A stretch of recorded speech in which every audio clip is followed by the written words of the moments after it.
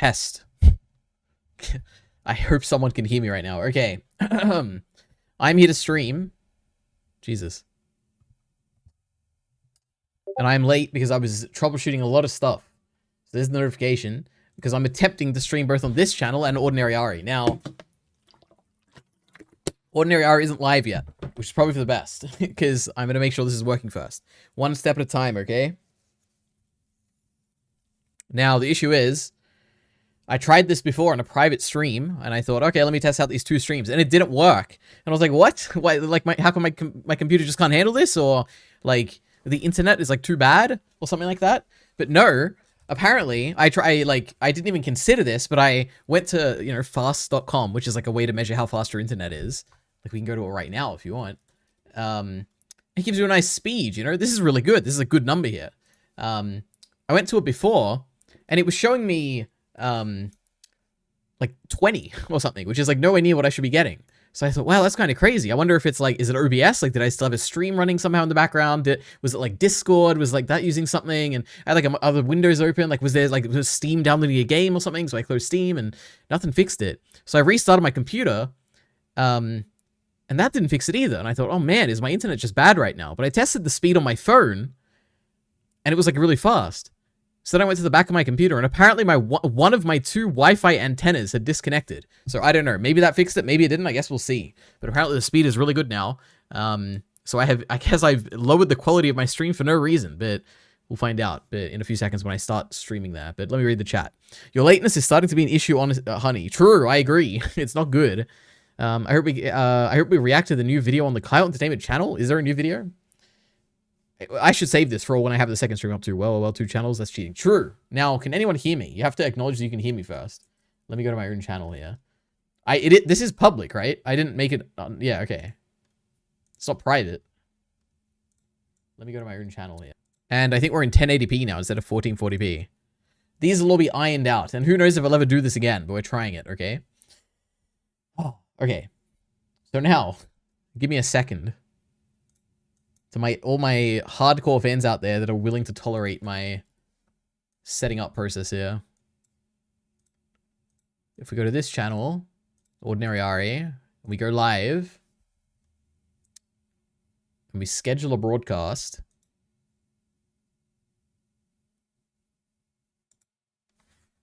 what should we call this? We'll say, testing out streaming on both channels.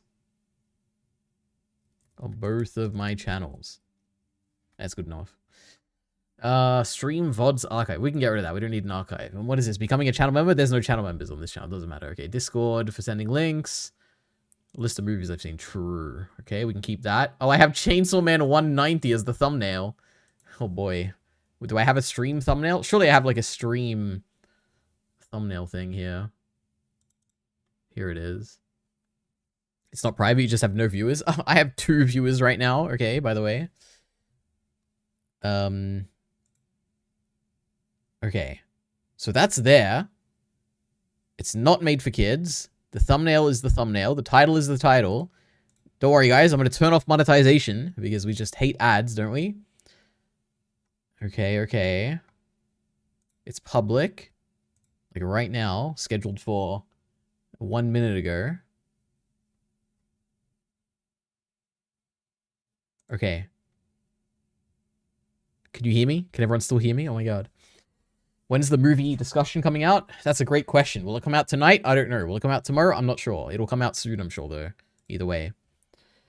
Okay, so now, technically, in my great OBS plugin, if I press the start streaming button on EliteAri, it should stream me there right now. So, I guess, Kyle, you're the only one in the chat. You're going to have to tell me if things disappear right now, okay? Because that'd be really bad. But the one thing I don't want is double the VODs. So let me turn off DVR, which I assume is VODs, right? DVR, YouTube, live stream. No, that DVR is letting people rewind. Never mind. We want people to rewind. Unlist stream, replay, unlist live replay once stream ends. That's what we want. Okay. Cool. Now let's try it. Let's see what happens. And I'll do like a proper intro. I'm gonna, hey, everyone, we're here. Oh my god, we're streaming. All right. Technically, we should be live on both channels right now. But someone has to tell me if that's the case, which it could actually just be me, because I could just go to both channels on my browser right now and see how good my connection is. So we got EliteAri. Wonderful. Let's see.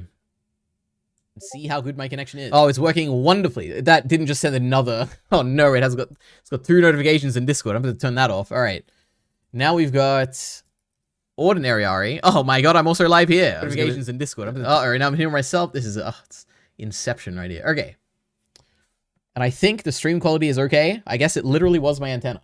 Now, how on earth am I going to manage both these chats? I need to figure all these issues out, okay, if I ever continue doing this. So, both chats will go on this side. I imagine there will probably be no one in the EliteAri one, but you never know. Maybe someone will show up. Okay.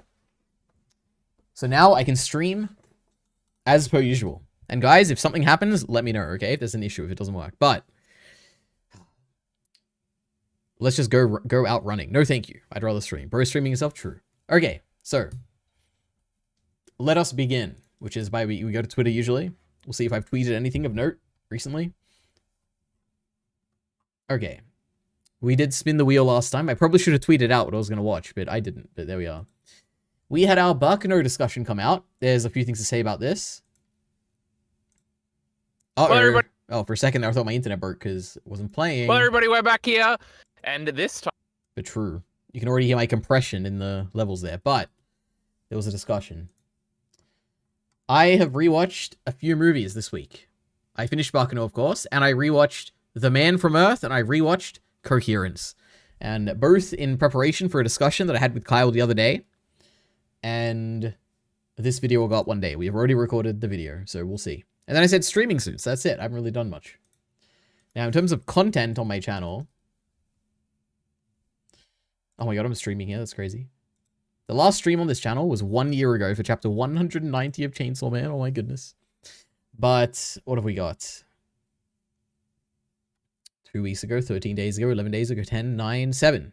Journal with which I did my review, but I think I had that last time already. Who is the main character of Barkano? So I made a proper, like, scripted video. So what happens is basically I watched Barkano, and then we had the discussion with everyone about Barkano, which is, you know, this one here that we're going to talk about. And then after that, the first thing, I think the first question someone asked, I don't know who it was Bacon or me or Kyle, someone said, like, who's the main character of Barkano? And I thought, man, what a great question. I did actually think about this. And then that got me thinking, and then afterwards I was like, oh, I need to make a bookworm video today, and then instead of making a bookworm video, I thought, why don't I make a who is the main character of Barkano video? And that's how this video got made.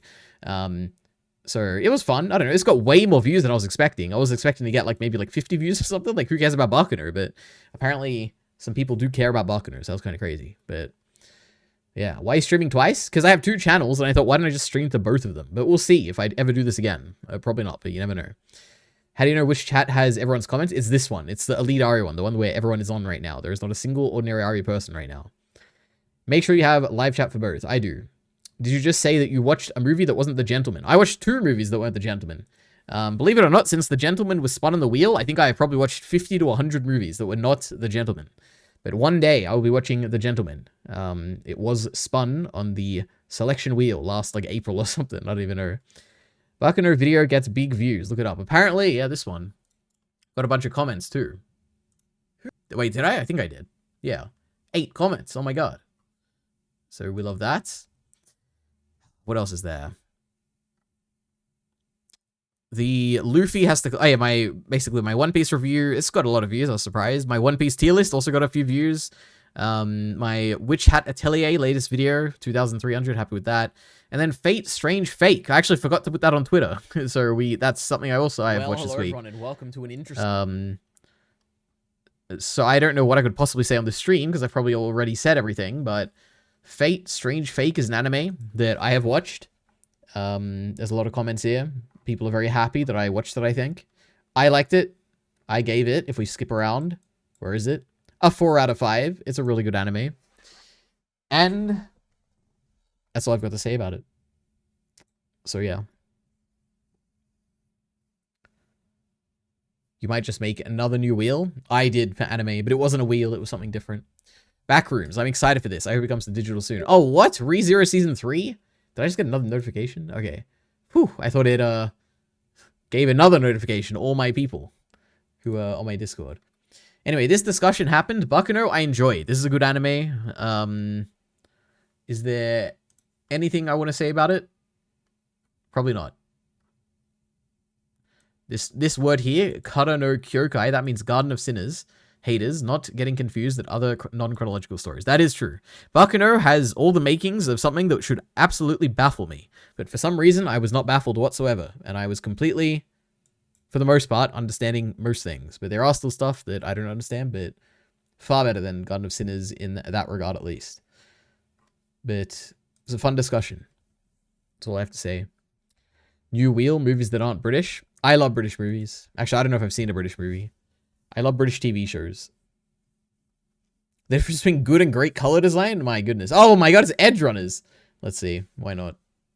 There are tons of components of outstanding anime that largely go unnoticed, like the smooth edits you miss unless you look for them, the decisions in sound that make a world feel real, or the colors that are deliberately chosen to enhance everything else a story is doing. Immersion in a medium where everything's crafted from the ground up is hard to establish, yet time and time again shows come along making outstanding choices when it comes to something like color design. Welcome to the 4th part of a 7-part series exploring what makes anime beautiful. My name is Pei, and today we're diving into the underappreciated world of color design. Anime is a medium... I don't like it, even though I agree. Color design is great. That's like the main thing I talked about when it comes to Fate Zero. At least my attempt to say that bit. I didn't really, but... What videos are these? Kyle has sent some videos.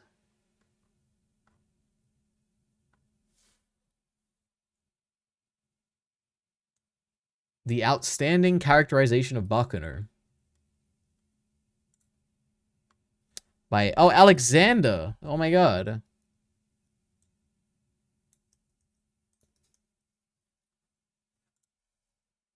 Anime's own Bakuno by Gigic. Oh my god.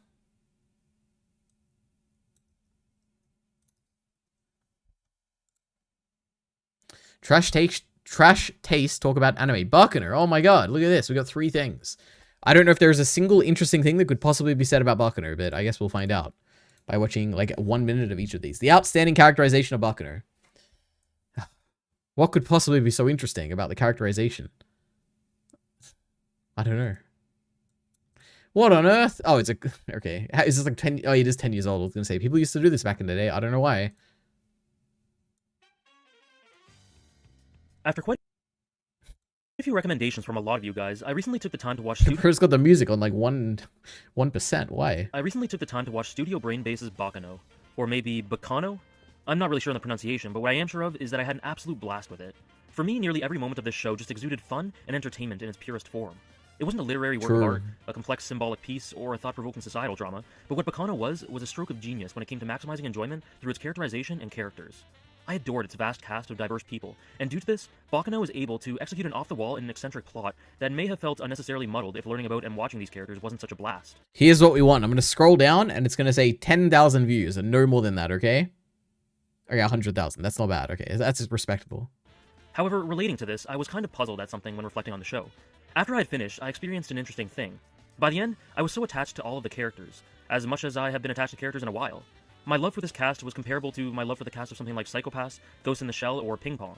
But those series spend much more time exploring the internal workings of its characters, so what puzzled me was the why. Why did I enjoy the cast of Baccano as much as I did? Eventually, I think I worked it out. The series is only 16 episodes if you include the OVAs, and has a huge cast that gets the limelight through 3 primary storylines set in different points of time, so it doesn't attempt to spend a great amount of time exploring the characters in depth. Don't get me wrong, these characters are explored and have plenty to them, like Claire and Jacuzzi, for example, but my point is that this depth is addressed without becoming a primary stylistic choice of the story's approach. And I think that this is a great decision. While I'm someone that loves learning about characters in anime, naturally or otherwise, too much serious focus on the internal workings of Baccano's characters would have taken away from what the series sets out to achieve. So the approach that the show uses with regards to its characters is all about efficiency. Baccano communicates the majority of character... I don't know what to say. But it is interesting, because I agree of his feeling, which is that you really feel like you know a bunch of characters in 13 episodes that seems kind of like an impossible amount. We're like, how do I care and know about all these characters when we hardly really know anything about them? I don't know if it has anything to do with efficiency. I don't know about any of this. But I could not tell you why, but it definitely is a feeling. We're already getting to the great videos. EliteAri truly has nothing for this stream. That is true. I have nothing for every stream, so here we are. Characters were good. That is true. All these videos are here for us to point and laugh at their creators. Oh my goodness, we don't do that here. And feel rage. God, this video is boring. Who sent it? You sent it. But it's also not that boring. It's just... It's a little boring. But it's an old video, so that's okay. with regards to its characters is all about efficiency. Baccano communicates the majority of characterization extremely quickly and outwardly using the behavior and dialogue of the characters. There are some notable exceptions, but rarely are we ever inside a character's head. This makes sense and contributes to the bombastic yet integrative nature of the show, achieved through all the wacky ideas and situations. But if a series takes this approach, then it can stumble into a pitfall, where the audience doesn't feel truly attached to the characters without an internal look. Luckily, Baccano instantly makes his memorable characters pop. I disagree. You know what I think it is? I think we like all these characters so much because we see them so briefly and we cut to other characters. And it's like there's so many simultaneous threads going on that you're constantly like, "Oh, what's happening with them?" And then we cut to them. It's like, "Oh, cool. We got to find out what happened with them like recently." And it's just more engaging that way because you don't really ever get too much. You're not like spending a whole episode on someone except for the flashback episode, of course. And even in that, there's like 20 characters in that flashback. So, I don't know. I don't know about efficiency. I think it's just like lack of time you spend with them. Kind of distance makes the heart grow fonder, as they say, right? We enjoy them because we see them so little. I don't know.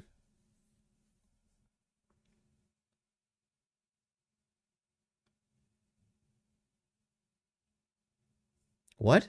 Oh. Did you research the Chinese lady's dump truck? That took me a while to figure out what Kyle was saying. But yeah, in our Baccano discussion, everyone apparently, besides me, noticed that there's a Chinese lady in Baccano who has, like, fan service drawn for her butt specifically or something. And I had no idea what they were talking about. And I went and looked at it, and I still didn't know what they were talking about. So I don't know what to say. But I did try and look for it. Like, I went to the episode that Kyle said it was at, and I didn't really see it. And I was like, okay, I don't know what they're going on about. But maybe it's there for one frame, and I missed it. But true. Let's level up our awareness, Ari. Awareness of what? And Kyle says, I like Lad Russo. Wow, so do I. Lad Russo's great. Through the aforementioned efficiency, an integration of plot and character progression. Every character interaction has a point, and tells you a bit about the people and personalities involved, while driving the parallel plot. Ah, yeah, okay. Boring, but good video, but not good video, but it is what it is. Anime Zone Baccano, or Baccano, as Alexander would say, anime review. Let's see. Why? Why did everyone do this 15 years ago? I don't get it. Now that's a soundtrack. Oh my god.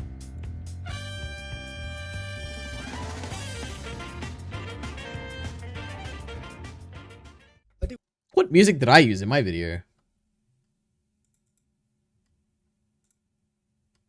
Who is the main character of... Oh, I used the good music. I didn't use the generic one. Okay, what on earth is this? I do wonder to myself sometimes how to make an anime popular. Maybe all you need to do is just make a show about ninjas, except take away everything ninja. Oh!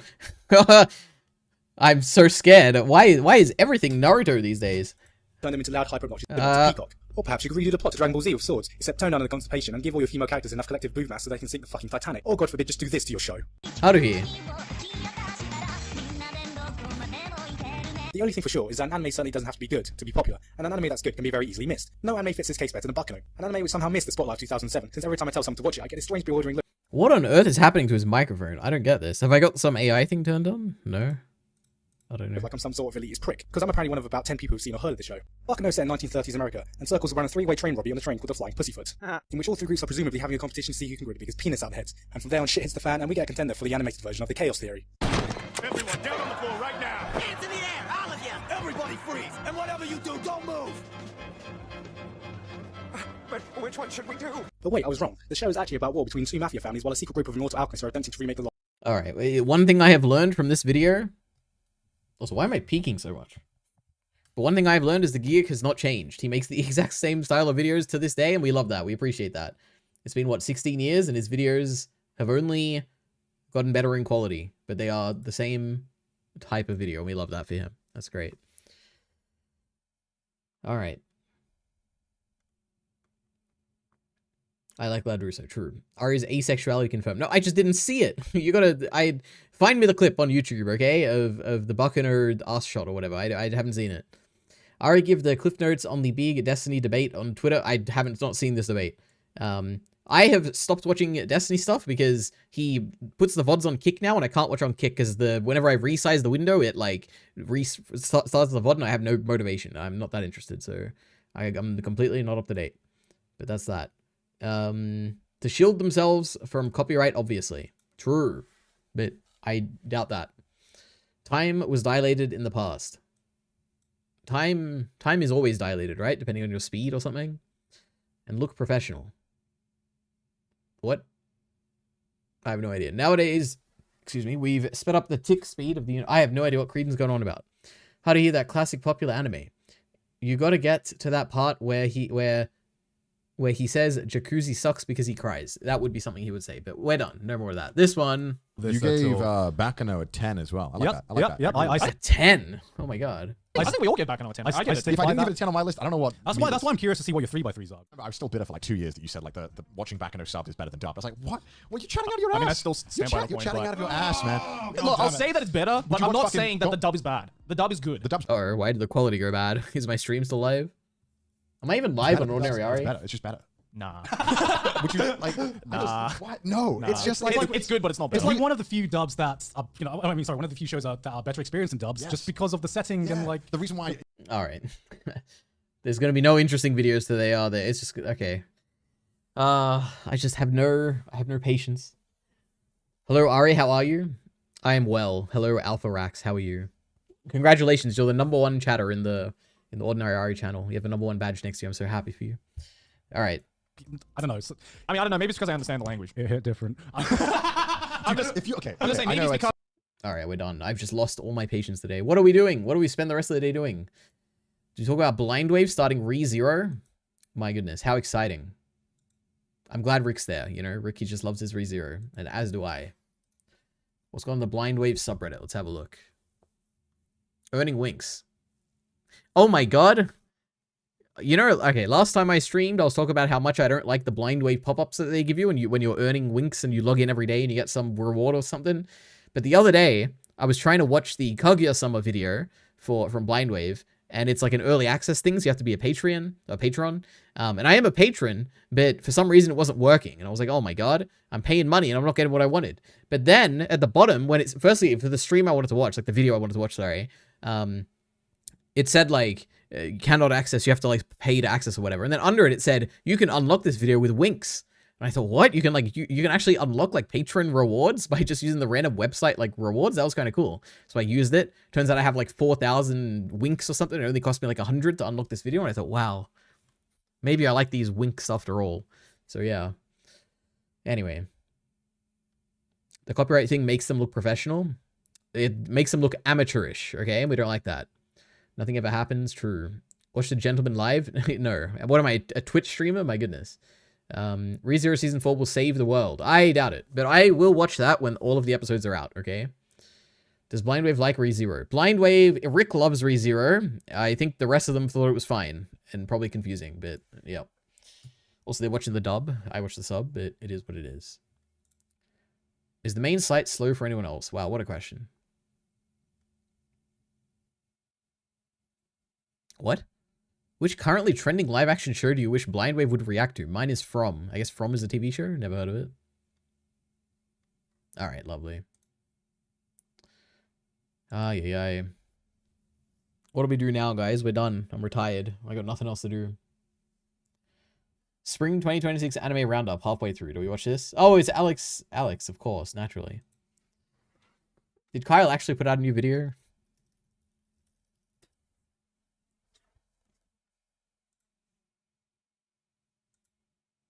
Why did I think he would have? I don't know. Play GeoGuessr? There was nothing that I want to play less. Okay, I don't know anything about geography. I would fail that, utterly. Let's think about it. Oh my goodness, this is that lady who did the digest like I do. Bitterness is a crutch. Let's see. Hello friends, I am doing another video essay because I have something I want to talk about, which is exciting. Because for a second there I was like, I don't know if I'm ever going to want to say anything ever again.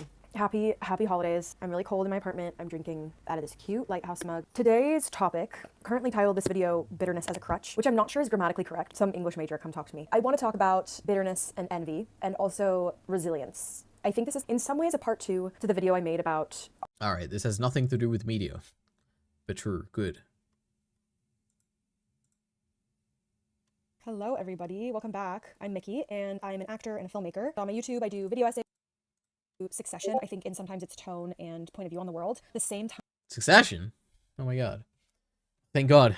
Kylo sent me a video. Oh my god, I can react to it. Alright.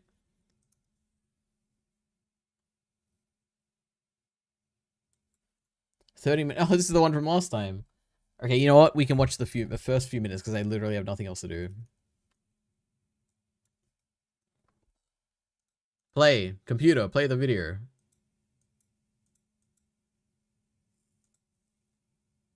Hey, it's James. There's many ways for you to know Mechanical Violator Hokkaido kicks ass before watching it. How about starting with the name? Jinzo Ningen Why do I know this soundtrack? Oh, he didn't link it. Uh-oh.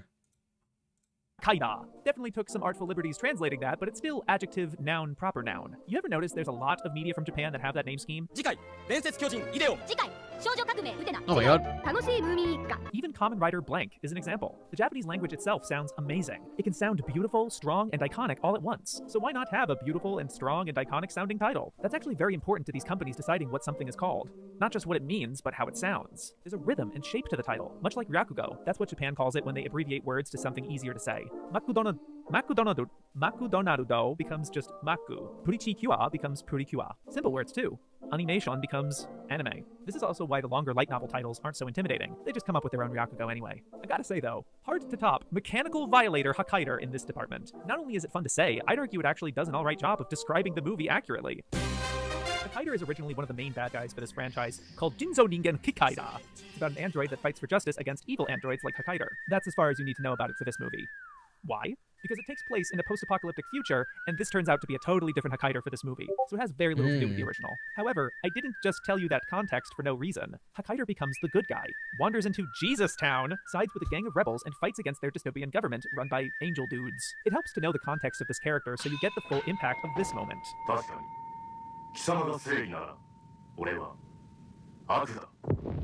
I mean, even without context, seeing this clip on Twitter was enough to get my roommates to watch it with me that same Sure. This is a great clip. Oh my god. night. It's somewhat counterintuitive, isn't it? Why is it so cool to have an evil-coded character be the one we root for against the angelic justice-coded character? Alright, well.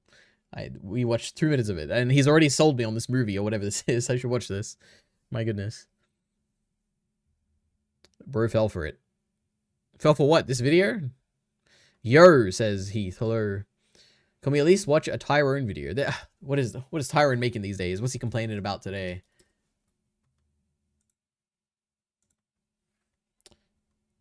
Obsession. I got no opinion. Xi Jinping issues a severe warning to Donald Trump. Oh my goodness. 36 people are now being monitored for Hunter virus in the US. GTA 6 pre-order date has leaked. Christopher Nolan defends his casting choices for The Odyssey after fan backlash.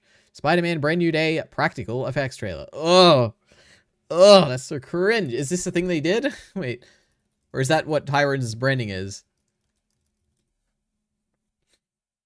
Oh no. This is some of the best action that we've had in any of these movies. And we've shot the most stunts on the day in camera. Shooting that opening action sequence was really exhilarating. It was the first thing that we did. Putting Spider-Man on the street with cars exploding. It's just so awesome. It's going to allow the audiences to be a part of this experience. And one of the results of that is we were seeing thousands of people showing up to watch us work. It was a really lovely reminder to all of us how much this movie means to a lot of people in the world. No one's going to agree with me, but that's like one of the cringest videos I've seen in my life. But okay, true. Hello, Gustav. That's Kikaida. I watched the anime of Kikaida. It's both a tokusatsu show and an anime. Wow. Is Chibi reviews banned in chat? No, I don't think so. Not that I know of. Why does Ari keep skipping my messages? I haven't seen a single message where you've mentioned him. So I guess maybe it is. If it is, I didn't ban it, so I don't know. I can't wait for Spider-Man. Well, I was so excited until that very moment. So what can I say? All right. I think it's time. I think we do a tier list or something. I'm getting to the bottom of the barrel here. Do we finish the Avatar one? This could take me like half an hour. Put some franchises in the chat, guys, all right? What are we going to do? We can even use my own website if we want to do this. What can we do? An anime tier list. An anime character tier list. I watched Fate, Strange Fake. Is there anything we can talk about in that regard? I don't even know. Spin a random wheel. What on earth?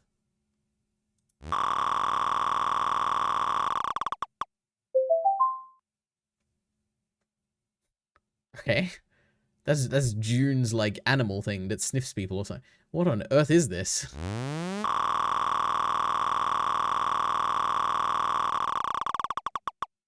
Please be Korra. Who the hell is Jimpa? What? I mean, that could be fun. Okay, interesting. Chibi reviews. Well, Creedon can send it. I mentioned him twice. Can you see that Creedon message? Yes, I can. Tier list of tokusatsu you are interested in. I don't even know what tokusatsu is. Is that like a live action Japanese show? I have no idea. I can't. Servant tier list. I think I did this though in my video already. Wait. Let me do a power scaling tier list, alright? Where are the... Oh no, how am I going to find it? Is it this one? Oh yeah, this must be it, because I literally did it in Chrome. Okay, we're resetting this. Why is it not clearing? Clear. Alright, whatever. We'll put all the non-servants in D.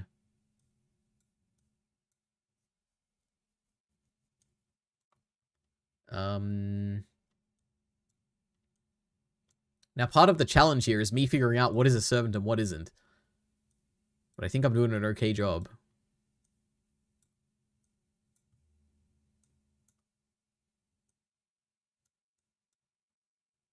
No, that's one of them.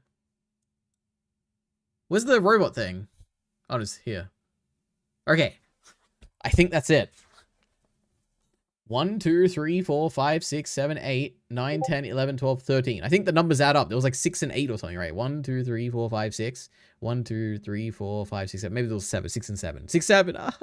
Oh my god. All right.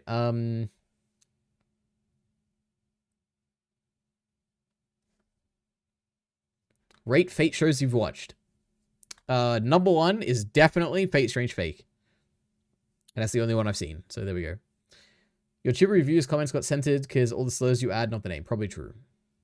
We're not having the what if tokusatsu conversation again for the what is Kyle made a typo. Oh my god. For the 9th time on the EliteAri stream. I don't know what it is. Tokusatsu are live action shows like Japanese Power Rangers, Garo Kikaida. You just saw in the video. Kamen Rider. Okay, well my ranking is nothing because I've never seen one, unfortunately. Flat is probably stronger than some. Well, these are the servants we're talking about here, okay? I just got here, so I must have missed the Fate tier list. No, it was in a video. It's on EliteAri. Alright, so. We have got... This is power scaling, okay? We're ranking how strong they are and who's going to win based on my unbelievably limited knowledge of the Fate universe and Fate Strange Fake in general. Okay. Unfortunately, I can't remove the non-people. Can I just delete the row? Oh my god, I literally deleted the pictures. Okay, well. Isn't this like a Heath profile picture or something? Who is this character? I feel like I've seen Heath have this before. Or something. I don't know. Anyway. The Hercules guy is A tier. He's pretty good. Actually, let's think of it this way. The strongest one is this thing. This robot thing is definitely the strongest because they make it seem the strongest and it kills Gilgamesh. Gilgamesh is pretty strong. At least he comes across as pretty strong. Then we have the Hercules guy. He comes across pretty strong too. The Death guy also comes across pretty strong. Death guy probably S tier, but he doesn't really do much. But I'm going to assume he's S tier because, like, he's kind of crazy. Like, he's had a very scary voice, and I'm sure he's very dangerous. Then we have Mr. Black. Mr. Black is obviously S tier. He is probably the strongest of the strongest because he can manipulate reality or something and make whatever the girl wishes to be true. And it's kind of crazy. So he's definitely really strong. This they them lady or man or whatever is A tier. They were really strong. This person sucked. They would actually be left in C tier. They were very weak. Saber's good. Saber I thought was going to be in the A tier, but he lost pretty easily to Gilgamesh. So probably B tier. But also he was like kind of holding back, but also not at the same time. He was trying to protect the church or whatever, but he'd probably be B. The Jack the Ripper, he'd be probably A. He did really... No, he'd probably be B. He's like a similar kind of tier to Saber, where it's like it felt like he was going to be stronger than he ended up being, and he kind of like failed at the end, so it would have been B. This guy doesn't do much. He'll be in C. This person is probably like S, but like they don't really do much, so I'll put him in A. This lady she basically lost every fight she was in. It constantly felt like she was running away from things the whole time, or like running toward them and never achieving anything she wanted. She would definitely be C. And then we have this guy. He was incredibly strong, and knowledge is power after all, so he is very powerful. We'll put him in A. There we go. There is the objective Fate Strange Fake Power tier list, okay? Ranked by power. I hope I am correct. I know that I'm correct. I don't even why am I even getting validation? I don't need it. All right.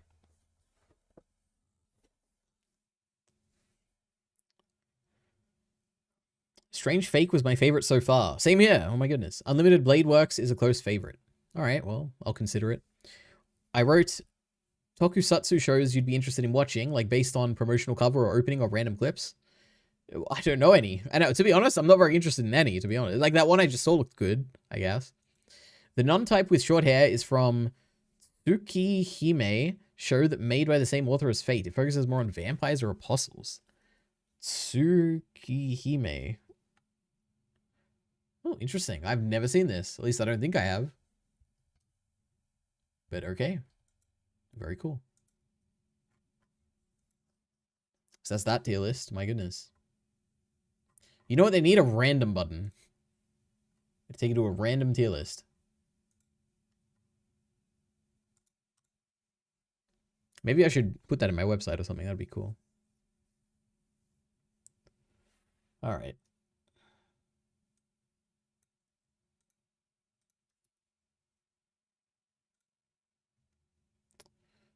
Should we do something different? Which is that I'll watch a video and I'll watch the entire video and not click away.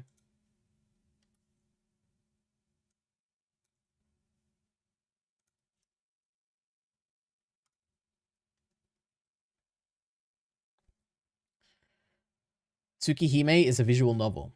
I don't know. It looked like an anime when I looked it up. But I guess it could just be visual novel illustrations. I don't know. There's one season here, Creedon. Could be an anime. Excuse me. One show based on tokusatsu. You might like is Garo. It has an anime made by Mappa. How have I never heard of this? Well, go for Tojima Wants to Be a Kamen Rider. Amazing anime. A movie. I don't want to shop. I want to... This. I don't know. This isn't really selling me on it. It looks like scary robot things in a scary way. Oh, I don't know. What was the other one? Tojima Wants to Be a Kamen Rider. Kamen Rider just... I don't like the name.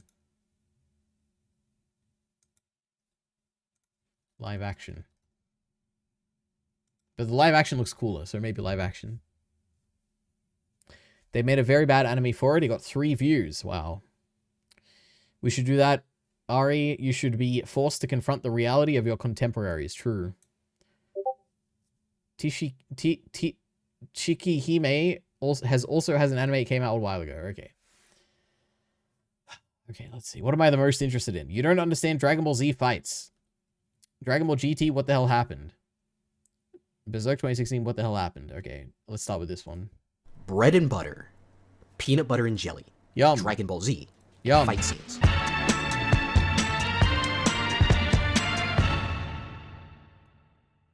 Dragon Ball's mangaka Akira Toriyama was an absolutely excellent panelist, and I think this is something we can all agree on. It's because of his understanding of panel flow that the anime adaptation translated said panels into insanely stylistic, fast-paced fights. I mean, sure, they're not as intricate and flashy as the heaviest hitters we're seeing today, but even on a much tighter production schedule, and with heavy usage of limited animation, I can't say there was ever a moment I was not engaged with the fight scenes the anime put in front of me. But to pin my enjoyment primarily on the quality of its animation or its choreography would be a bit of a misnomer. Don't get me wrong, I won't deny that I'm certainly a sucker for that Kimetsu no Yaiba, Jujutsu Kaisen stylized animation spectacle style we've been getting the past half-decade, but to me the battle itself is only half the battle. Something I assume many of you may understand and agree with, because if I were to ask quite a number of you what you all thought made a fight scene excellent, you'd probably be quick to express that it's the emotional conflict behind the fight. You may turn your attention...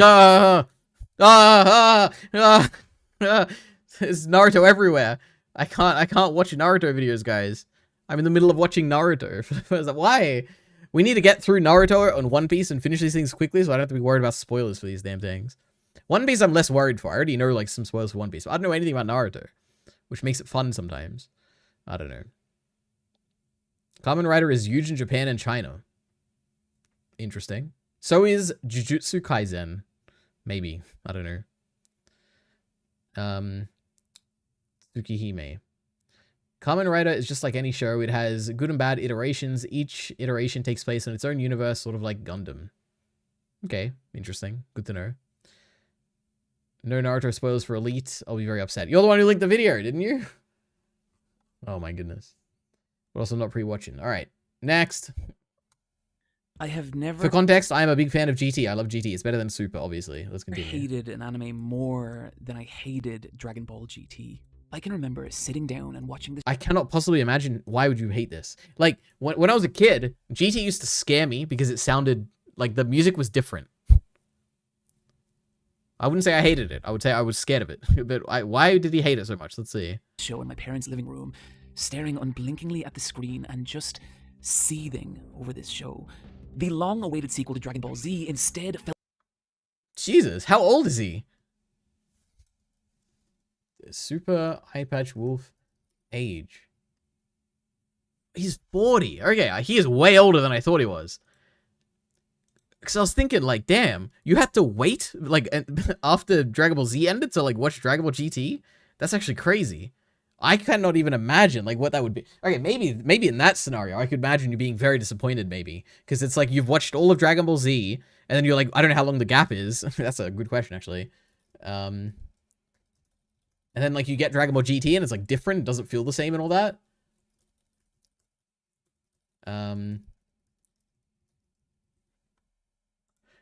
But wait, actually, I don't know about any of this. Because he would live in... Well, he has, like, a British accent, right? Or somewhere there, roughly. How on earth am I going to figure this out? So, Dragon Ball GT, originally 1996. Okay, so technically in Japan, it ends at the beginning of 1996. And at the end of... No.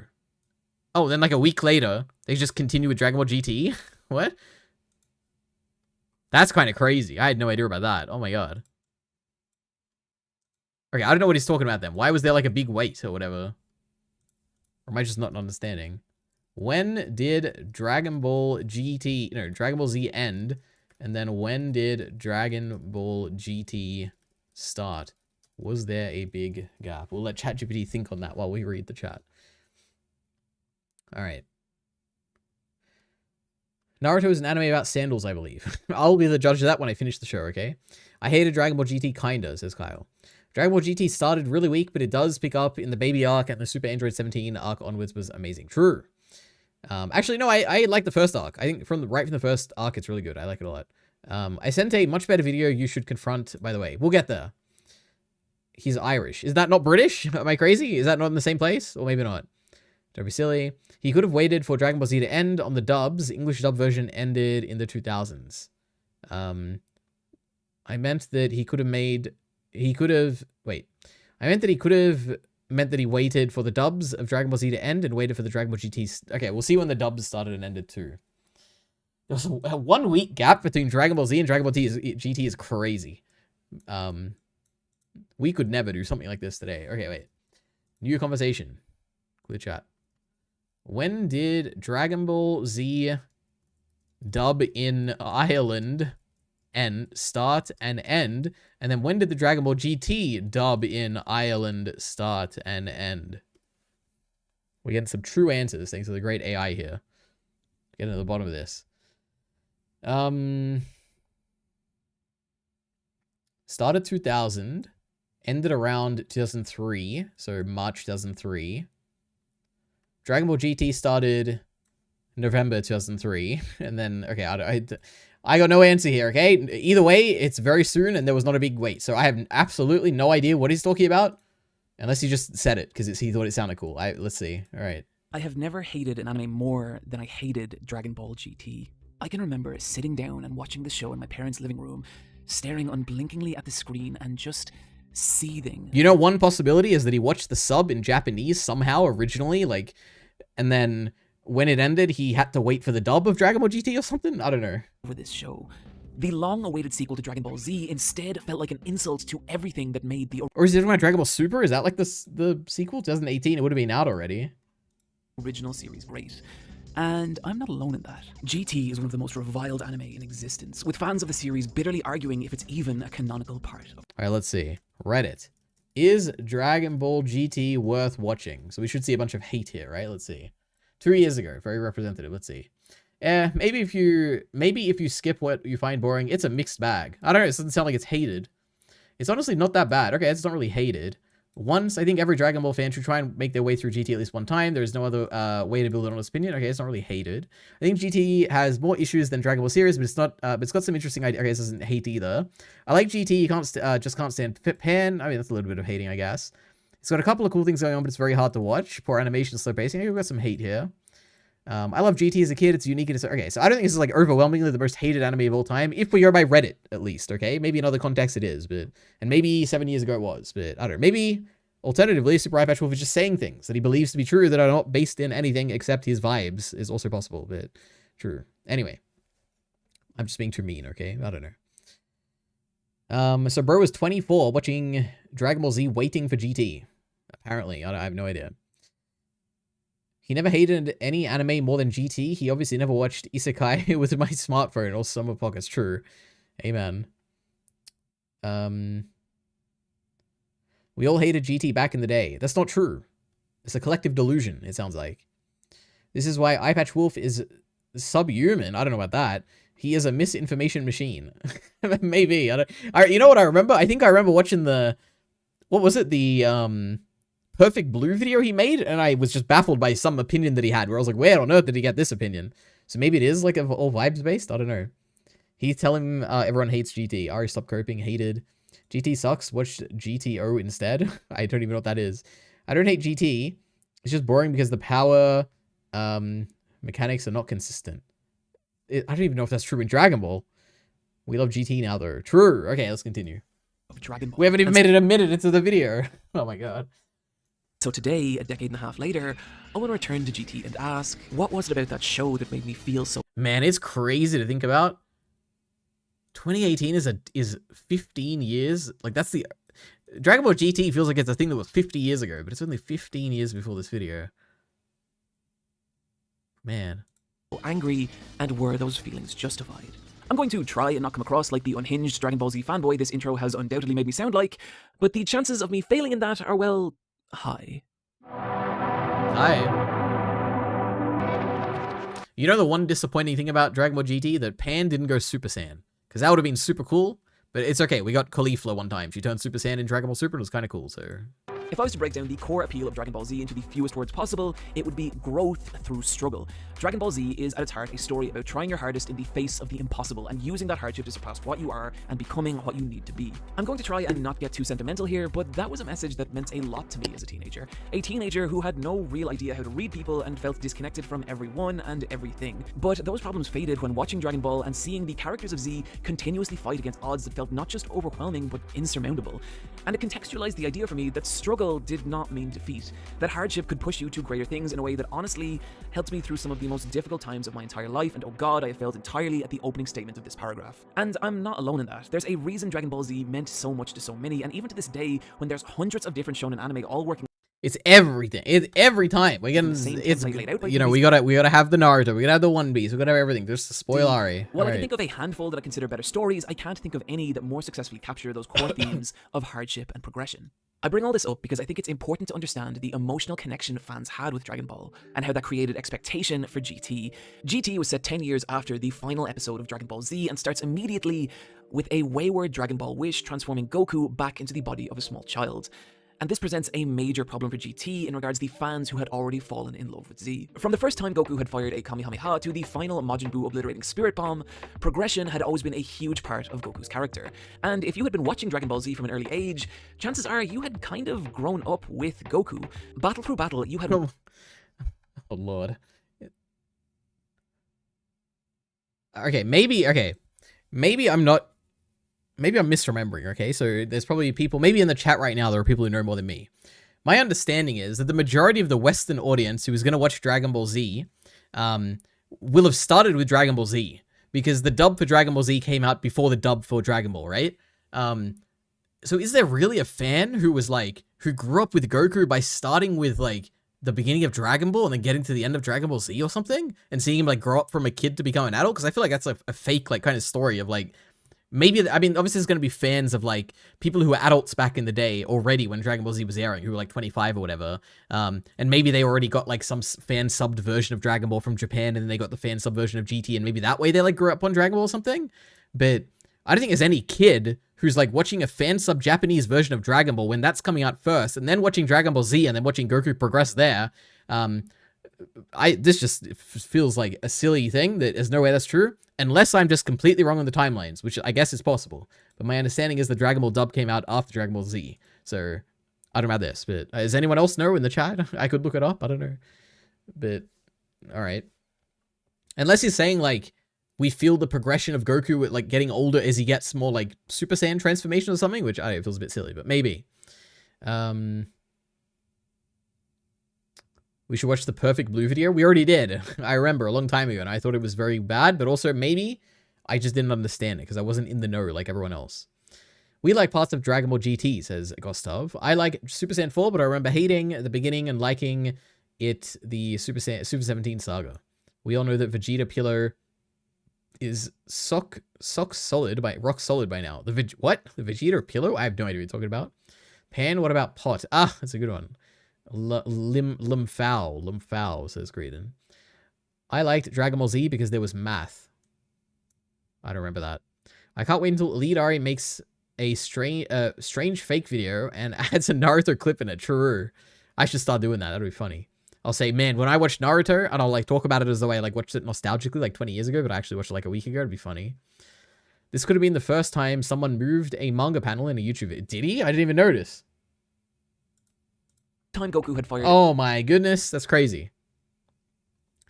No, this fan doesn't exist, Starry, but it helps make this point about regression because everyone hated Goku becoming a dumb little kid when they first watched GT. That's the impression I'm getting, which is that there is a narrative out there which people say exists, which is most likely circulated initially from actual like adults who are watching the fan sub versions on forums, which is what Super Eye Patch Wolf is probably reading when he's like forming his opinions about GT at a formative age or whatever.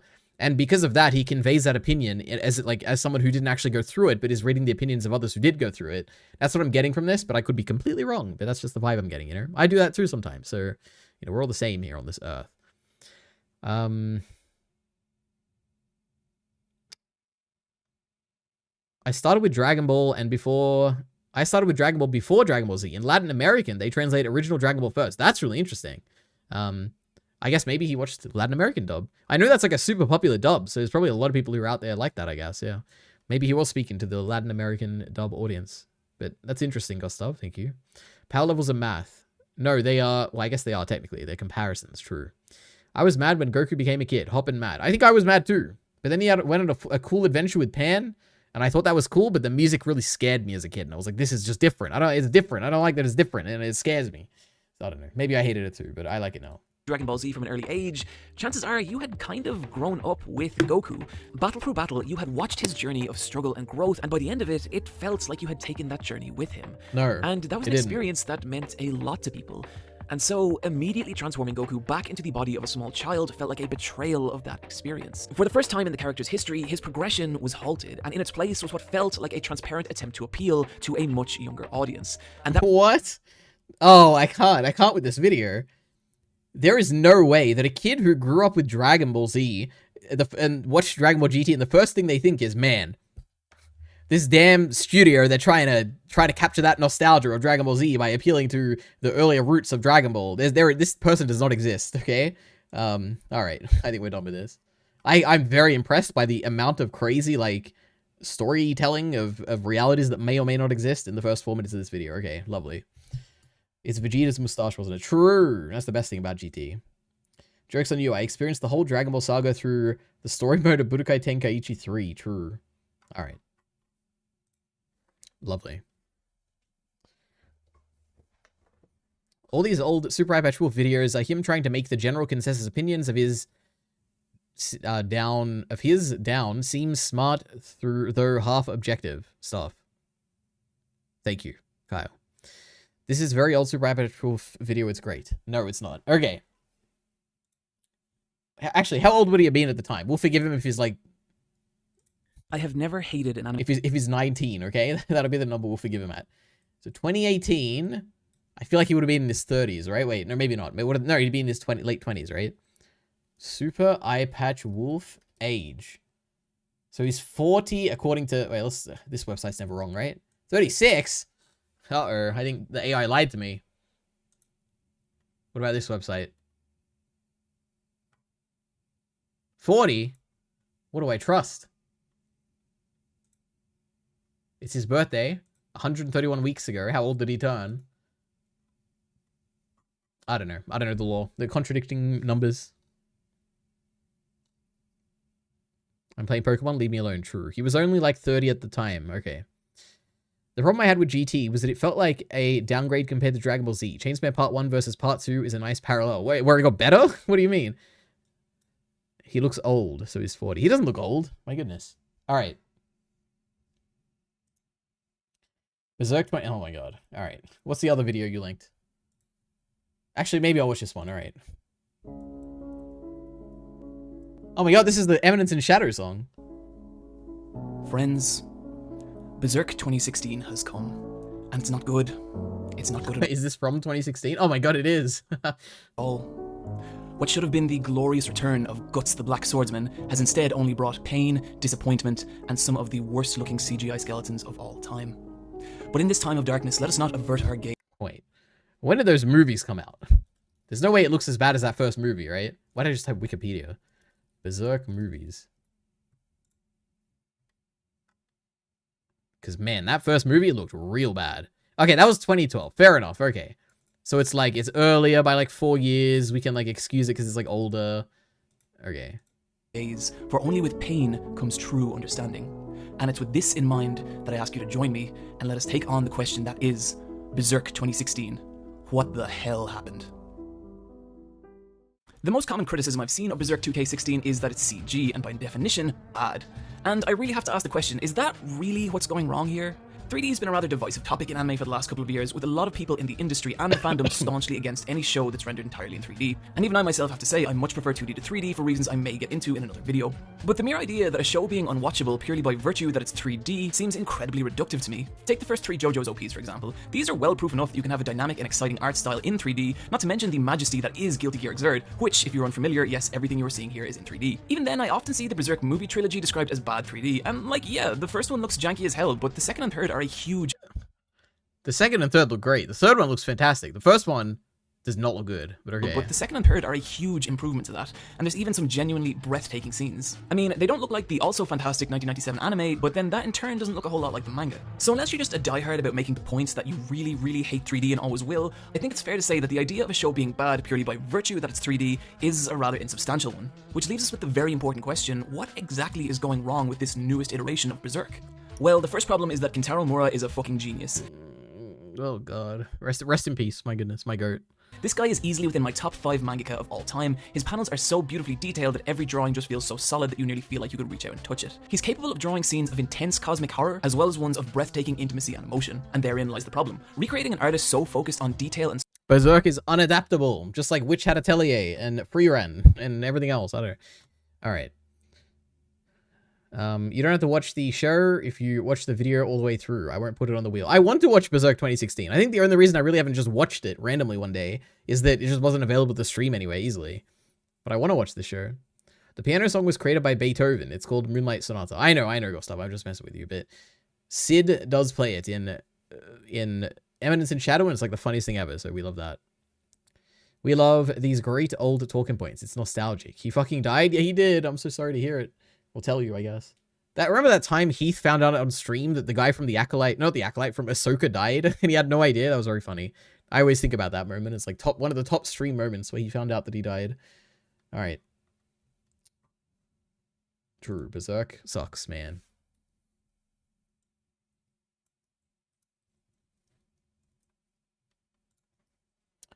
Worst writing ever. Hey, everybody. I didn't see you come in. It's time for another episode of me and Mafava. Oh my god. We're doing something real special. I was on Discord today talking to some people, and I realized there's a certain thing I've been wanting to talk about for a decade, and it's finally time. Rocking my Death Note shirt from 2007, we're gonna be talking about a show from 2008. Cheap Boon, whoa! Code Geass, or should I say Code Gayass? Oh, got him! Burned! So whatever, let's skip the bullshit. Code Geass is famous, it was on Adult Swim, everybody loves Code Geass, even though it's not the best show in the world. Some people hate it, some people love it. Who gives a fuck? What I'm interested in talking about is that there's one event that happened in Code Geass. Wait, is this the bloodstained YouTube video that I've seen? Wait, or I thought it was like another one. And any show, period, for that matter. And it's really funny, because... Wait, it is. I've seen this video already. Obviously, I disagree. But okay, true. Alright.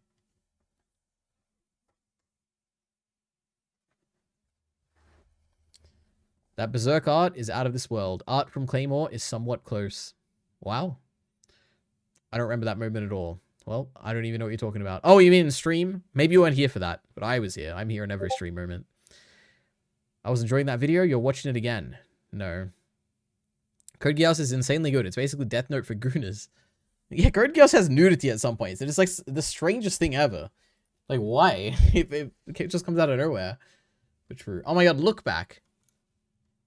Hey guys, Cool Blowing back. Let's find the section where they talk about Tatsuki Fujimoto and have no idea who he is. This provides a lot of context. Look Back is a deeply personal, semi-autobiographical reflection of creator Tatsuki Fujimoto's own life and artistic journey, often linking it to his processing of the 2019 Kyoto animation arson attack. Arson? I'm not really sure of the details of it, but the central most discussed theory is that the alternate timeline scene is a fictional, therapeutic, or imagined what-if scenario created by Fujimoto to process her guilt and grief over losing her friend. There are many people that also are like, I like alternate timeline theory, but it's made purposely ambiguous so that, much like art, whatever you want it to be is kind of what's reflected back at you. But Sure. I don't know what the details of this Kyoto animation arson thing is. But like I said, at the very beginning, it felt so personal. Almost like I was intruding upon someone's thoughts when I was watching. It's interesting then, the two characters then are just like a combination of them then. Because you have Fujino and Kiyomoto, so you have Fujimoto in the name. That's kind of Genius. Yeah. So yeah, you could even go that direction too, where it's like there's art in the personal sense and there's art in the social sense. He doesn't know. He doesn't know he made Chainsaw Man. Oh my god. Has anyone commented? With this, Chainsaw Man and Goodbye Eri, Fujimoto has cemented himself as one of the all-time favorites. True. It's just the craziest thing in the world that I don't know the Chainsaw Man did it. I mean, the Chainsaw Man guy made it. Oh my goodness. Disconnected? Did my stream end? Oh my god. Am I actually not live anymore? What happened? Oh my god. I'm still live. Am I actually... I'm sorry, guys. My goodness. It tells me that my chat was disconnected. I can't see anyone's chat. Live. Alright. Do we do 100 anime characters? Oh no, it's just 100 anime.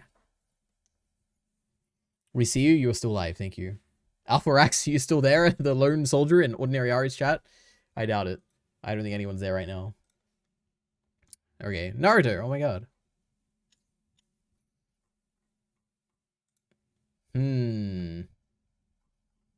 What other gimmicks have they got on this website? They had the wheel thing.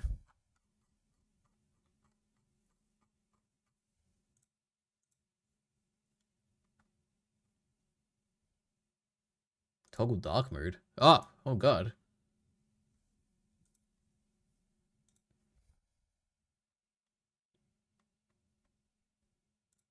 Bracket fights could be interesting.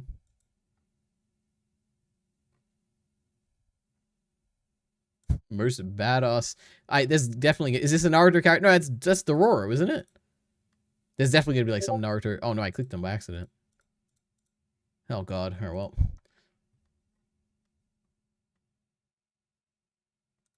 Categories. Among Us. Ay. Death Note is Death Note for gooners? That's true. Oh my goodness. I've been watching anime over 30 years non-stop. What are the chances I've watched all those anime? Probably not very high. It's like hundreds of anime. Oh, no, it's only 100 anime, maybe. That's Dororo. True, I've seen Dororo. Except that was Hyakamaru or something, right?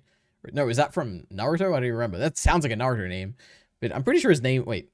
I don't want to Google it now in case like it shows up as like a Naruto thing. But I'm pretty sure it's the name of the guy in Dororo. Dororo robot guy name. He wasn't a robot though, but you know what I mean. Hyakimaru, true. Alright.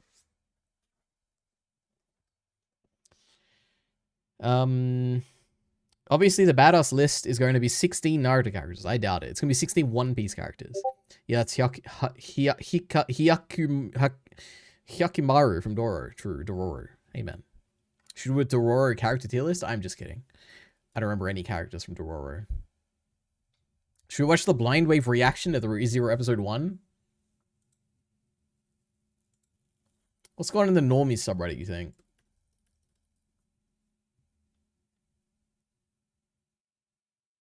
Nothing of note. Has there ever been a movie or TV show that they did not like? Now that's a question. I've not seen them react badly when that wasn't the point of the watch, like Catwoman, but they've occasionally made comments about previous shows. They probably air on the site. Is that really what you say? Air? I thought it was like air, like AIR. I don't even know if people can still read this at this resolution, but... Orphan Black. Interesting. 7 Deadly Sins.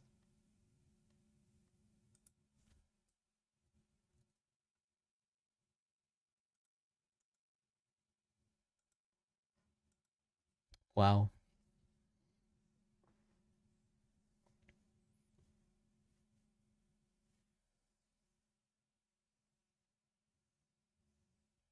Least winner, what character won't be on that list? Anyone from Dragon Ball GT. What about Super 17? He was super cool.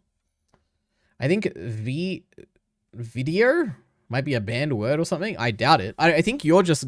Kyle's going conspiracy mode right now. He thinks that everything is like a banned word for some reason. Or EliteAri is just ignoring me. I'm not ignoring you. You're not typing anything of value. It's all just being censored, I guess. Black Sails, they didn't like. That's not true. Nippon Sengoku is easily the best anime of the season. No, the best anime this is Witch Hat, obviously. My goodness. You know, I'm also watching The Boys. There was a really cool scene in The Boys. The Boys was like a song. Why did I think... Oh, remember this? Solid Gold. Starring Marilyn McCoo with Solid Gold recording. This is... Man, The Boys is so good at doing random, like, scenes like this in the middle of it. In Carnes, the Oak Ridge Boys, Waylon Flowers and Madam, the Solid Gold Dancers, and very special guest, Soldier Boy. Fab Five Freddy told me everybody's Grr. fly. DJ spinning, I said my. Flash. It's just so random. Oh my goodness. What was there was one, what was the Father? Is that what it is? Man, what a... Yo, this is crazy. Wait, this isn't even it. What's the song? This song. Dun,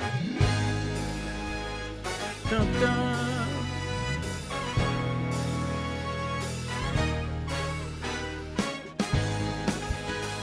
The production quality is just so good with these random musical sequences. Into wine with a useless superpower. A real god should make them cower and come to our defense. Healing a few lepers. It's so good. My goodness, what a show. My God, we're gonna review that soon, I'm sure, as soon as it finishes. Mandalorian and Grogu. That's not out yet, is it? That comes out like this week, doesn't it? All right.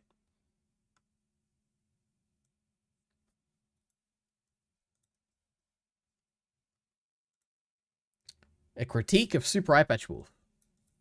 Heath has sent me a video that not only have I watched in the entirety, but I've also made a response video to this specific video in a digest one time. I think. I'm pretty sure. I feel like it. Unless I'm thinking of something else. I'm watching Witch Hat Magical Gojo show is really good, but Nippon Sengoku is amazing. Good art. No match. Good story too. Nah, no way. Witch Hat's better. But I haven't seen it, so you don't believe me. Or you don't have to believe me. Alright. It's 2008. The anime...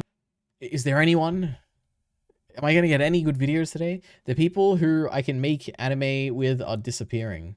Steven, one day ago. You know what? Let's give him a second chance, okay?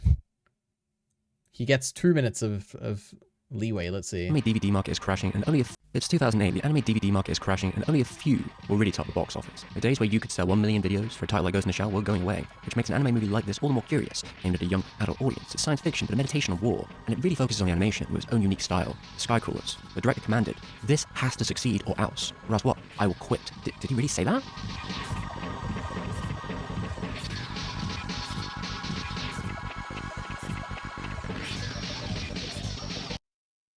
Oh my god. The best feature ever, which is not appearing right now for some reason, is the skip forward button. It like automatically tells you where people skip forward. But as Oshii read the novel, oh my god. Sky Crawlers was a popular book series in Japan, and the author was a fan of director Oshii's work. IG producers pitched the adaptation to the director, but as Oshii read the novel on the train home, he wasn't so sure. A story about young people full of edgy dogfights? I don't know if I can pull that off. So he rejected it. But then he looked at his wallet again, and suddenly had a change of heart. After this last movie, the director was left near penniless. And I have no idea what he's talking about. I have no interest in what he's talking about, and I don't really like his channel anyway, so I think we're done. But true. You've gotten so many great videos today? Not true. Right, never mind, this is just some video about a movie. True. I thought it was about AI or something. Thank God it's not. I'm watching Nippon Son Goku, and I think it's absolutely a must-watch. Well, I have to refuse to watch it in principle because it can't be better than Witch Hat, and I would not dare give credence to something that is up there with Witch Hat. What is this?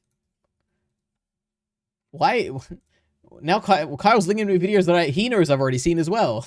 I'm pretty sure I've also reacted to this one in a digest, right? Isn't this one where he had like some pseudo-objective framework for like why he thought it was bad or something? Or am I mixing it up with like Alexander or something? I don't know. All these people, they blur to become the same person in my mind. Let's read Fate Stay Night Blind, Part 1. Hello, everyone, and welcome to a Let's Play, or Let's Read, really, of a game that I've been curious about forever. That being Fate Stay Night. A long time ago, I streamed myself playing Fate Extella Link on the Nintendo Switch, and people told me all about what Fate is, because I didn't really know.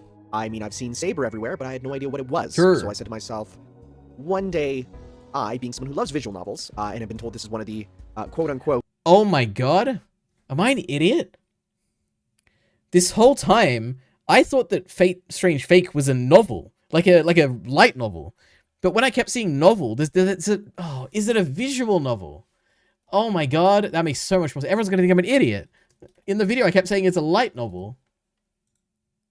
Oh no, it is a light novel. Okay, wait, what? I'm so confused. Oh my goodness.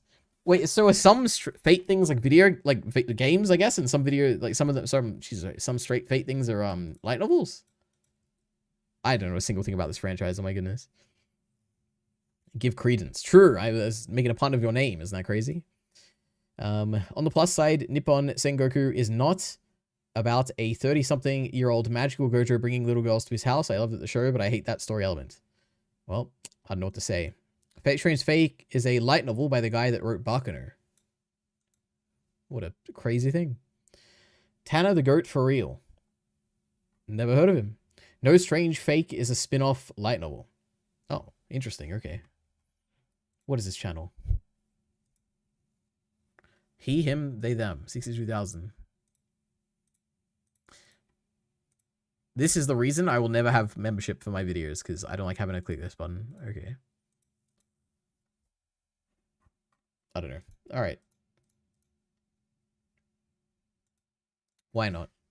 Hello everybody, and welcome back. I'm Nikki. I'm an actor and a writer and a filmmaker, and on YouTube I make videos about creative process or whatever I feel like making a YouTube video about that day. Today I want to talk about creative intention setting and systems, personal goals and aims in the creative act, and then the processes we implement basically to make that happen. I feel like when I make these videos that are somewhat focused on the creative process, it's as much of a tool for me to sort of reset my brain and kind of cleanse out all of this stuff, because there's just so much going on all the time, and I feel like you have to remind yourself of all of it to actually be able to make something. I also think this conversation is quite relevant outside of the creative process as well. Like thoughtful intention setting and execution is There's something really interesting going on here, right?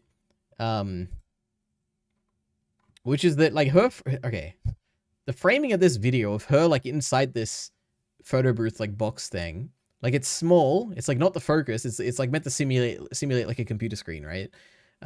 Combined with the fact that her microphone is, like, not very good. Or it's, like, maybe it is good, but it's, like, too far away or whatever. So it echoes the room and makes it feel like it's further than it should be or whatever. Makes it feel more distant. It gives a very different vibe to a very typical video, like a YouTuber video, like where someone's on screen. Like even me, like right now, if I were to make myself like full screen and like talk to the camera or whatever, it's like it's a different feeling where I feel like I'm not really connecting to her as a person whatsoever. Whereas when I watch like a typical like video essay person like talking to the camera, it feels like I'm connecting to them.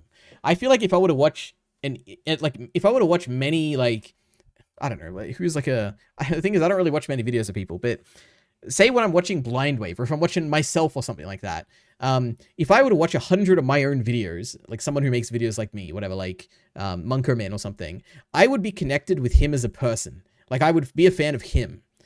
For some reason, just the vibe of this video makes it feel like if I were to watch 1 million of these videos, I would never be a fan of her, because it feels different. It feels like the framing of the video makes it feel like she isn't really the personality of the video itself or something. It's weird. I don't know how to explain it, but I'm getting this weird feeling like every time I watch a video. In an interesting way, there's nothing wrong with it. I think it's just different. To actually be able to make something. I also think this conversation is quite relevant outside of the creative process as well. Like, thoughtful intention setting and execution is a big theme for everyone at any time, but I think it's tested more thoroughly in a creative process. Quick thing, if you watch my videos a lot and you like them, I've started a chat on Substack, which has more update videos I'm working on and just general life stuff. Posting in the chat, it feels like how posting on Instagram felt for the first time, so I'm enjoying it so far. It feels like a sacred little social media space currently. So in this video, I kind of want to go through 3 things. I'm going to talk about philosophy behind intention setting in general, and then I'm going to talk about philosophy behind systems and process, and then I will give a brief overview of like my personal process and what I do. But on the subject of systems and my personal system, Sublime has kindly sponsored today's video, and Sublime is a huge part of my personal system. Sublime, the text editor? Oh no, what the hell is this? I'll go into a lot of the specifics on it later, but generally, this great combination of a knowledge management tool and also a discovery tool, it basically allows me to capture everything that I see, read, hear, absorb from any space, and then I get to organize it in a place that really allows me to then use it to make things. If I wanted to pull this from Substack, I can easily add it to my library, and then you can organize them by collections. I have tons of them. All right, interesting. It's quirky, EliteAri? Okay, she's quirky? No, that's not what I mean at all. That's not what I'm trying to say. Fan of he, her, she... No, her, she, they, them. True. Alright. Intention. Systems. My system. That we want this bit.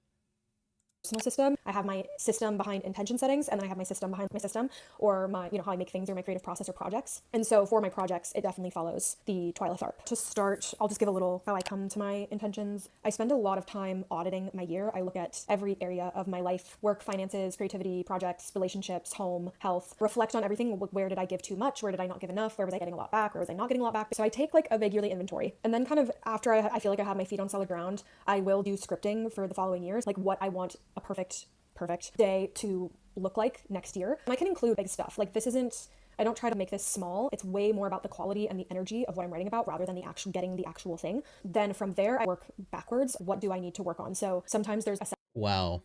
Fascinating.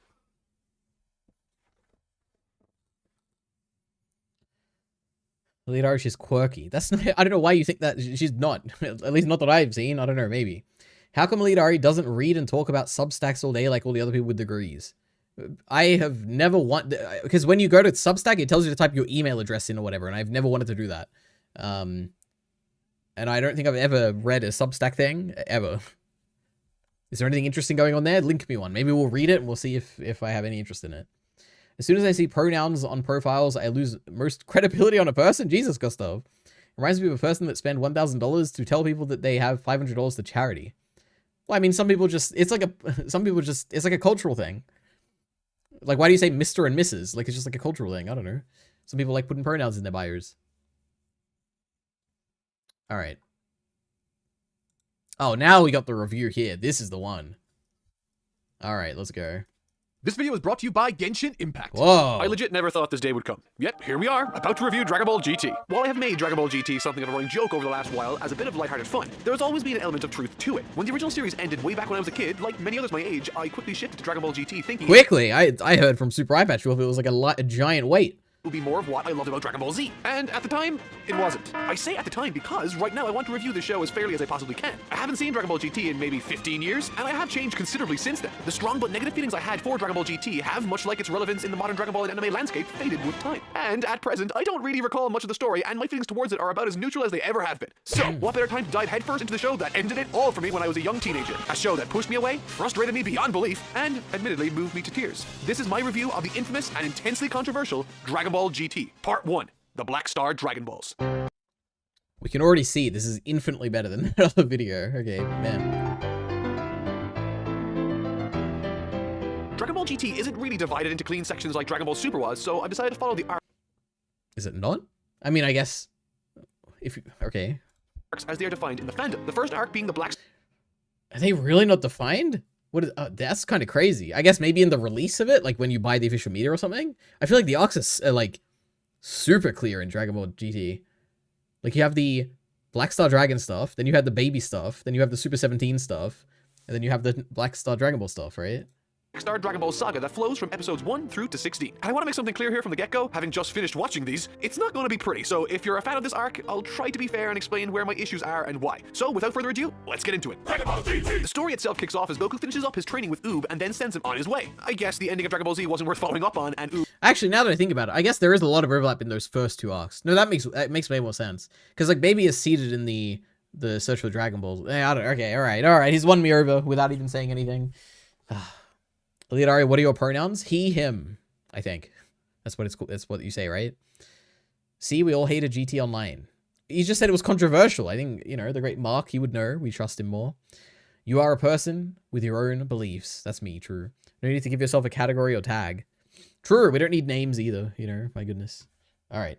Oob wasn't worth exploring right now. This honestly doesn't bother me too much, but really reinforces the notion that Goku's decision to go off for a decade training Oob was a bit of a waste of time. Or at least this is the message the show is sending us right now. A little bit later, the Pilaf gang make it to the lookout somehow and discover the Black Star Dragon Balls. You know, just sitting there. Out in the open. You know, the Dragon Balls that have earth-shattering ramifications if used. The dragon itself, when summoned, is probably the most visually impressive spectacle from this arc. However, Goku interrupts Pilaf as he kinda sorta wishes Goku was a kid again. I mean, he sort of says it, but not really. I'm not really sure what counts as a wish anymore. But we gotta get the plot moving somehow, I guess. And it sure is a good thing that Goku's clothes became a kid with him too. Once Pilaf finishes using these balls to turn Goku into a little kid again, the balls then disperse throughout the universe. And that's when we hear that the Earth will be destroyed in exactly 1 year from when the wish was made if the balls are not gathered again. Now this is where the show loses me even more. I have no earthly idea how these balls really work. I mean, I would assume They just make a wish? Wait, what? like the other Dragon Balls, they would have turned to stone along with the other balls once the old Guardian had passed. Also, oh my god, who cares? Oh, okay, no, we're gonna keep watching. Why would their creator have made them to scatter across the universe? How would he, the creator of these Dragon Balls, have been able to gather them, seeing as there was no other way to get off of Earth at the time? Also, I have no idea why there's a 1 year time limit and a consequence of not meeting that time limit too. It seems really arbitrary, only there to provide incentive for Goku, who up until this bombshell hit, was rather indifferent to being young again, or to even collect— Bro, it's like the premise of the show.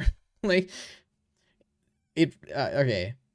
If a show can be arbitrary at any point, it has to be in its premise, right? I don't know. Okay. The Dragon Balls again in the first place. I get that the Dragon Balls in this show are a MacGuffin used to make the story work, but they didn't need to be Dragon Balls in this instance. They're already different enough to warrant— True, they could be like flying fruits with stars on them or something, right? I guess they could have been anything. But it's Dragon Balls because like it's an established like it's the name of the show, man. I don't know. Their own thing, tying them to objects within a show that has already so many rules to abide by makes things needlessly difficult to work. With that said, the rest of the episode is spent reintroducing old characters that we won't see for the rest of the arc, and most importantly, the character of Pan, someone we will be spending a lot of time with. Episode 2 is the first episode where we will see the pace the series will be moving at, glacial pace. There's no sense of urgency, and the decisions that are made seem excessively juvenile. Goku says that they should use the regular Earth's Dragon Balls to relocate themselves to the Dragon Balls in space, but I say that's pretty dumb. Why not just wish them to Earth? Did I just make the entire arc pointless? The vast majority of the— Oh. This is a way better video, okay? I don't hate this video, but true. Alright. Good point about the clothes. True. A video feels weird, don't know how to clip it yet? True. Oh my god, he's getting to it, I'm sure. This is spoiling your rewatch? No, it's not. I look forward to my rewatch. Alright. Oh my god, the downfall of the boys. Now that's a video I want to watch. Play.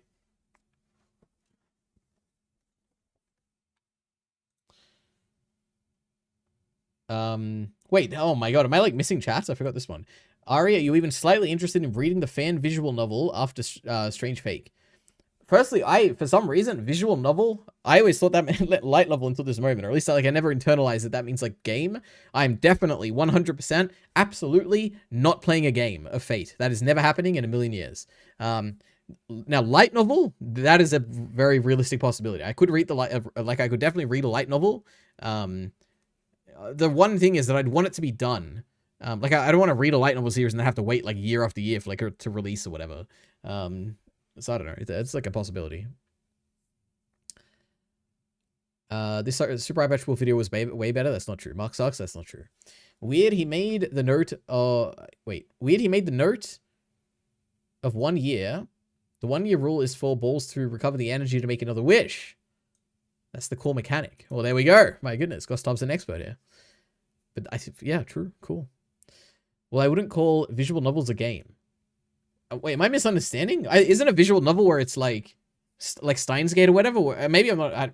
Maybe I'm a bit ignorant here. Wait, visual. What? Oh, how do I even? I don't even know. Visual novel.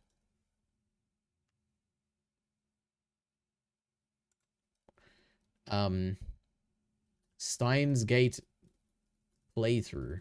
It's like a thing where you have like dialogue options. And you like choose them, right? Game. To be fair, I've never really watched any of these like playthroughs, so maybe I'm just completely like misunderstanding. Yeah, this is what I'm picturing, where it's like a game where it's like it has dialogue and you like choose options or whatever, right? What is it? I don't know. I'd consider that a game, and that is never gonna happen in a million years. They are just books with music and voice acting. Wait, I thought they were like choices and stuff. Or is it like if it's like a linear thing with voice acting and stuff? Like, I don't know. It's still, if it's still visual, like if I have to look at it, I'd be like, that's definitely a game. Like, or it's like what is Bandersnatch on Netflix? I'd say it's probably more of a game than like a movie or whatever. But I don't know. Visual novel is interactive. It could be a game or a video. I don't know. Maybe. Okay. Well, I don't care about this fight here. You guys can win if you want. This is the reason the boys fell off in one image, one chart to be specific. You know why it fell off? Because it became too bad. And what it shows is damning. The screenwriters in green here joined in season 1, the ones in yellow here joined in season 2, the ones in red joined in season 3, and the ones in blue joined in season 4. We can see a trend emerge here. Seasons 1 and 2 were written mostly by the same people, including Eric Kripke, the showrunner, and George Mastras, who worked on Breaking Bad. Once we hit season 3... True. Breaking Bad. What did he work on Breaking Bad? George Mastras.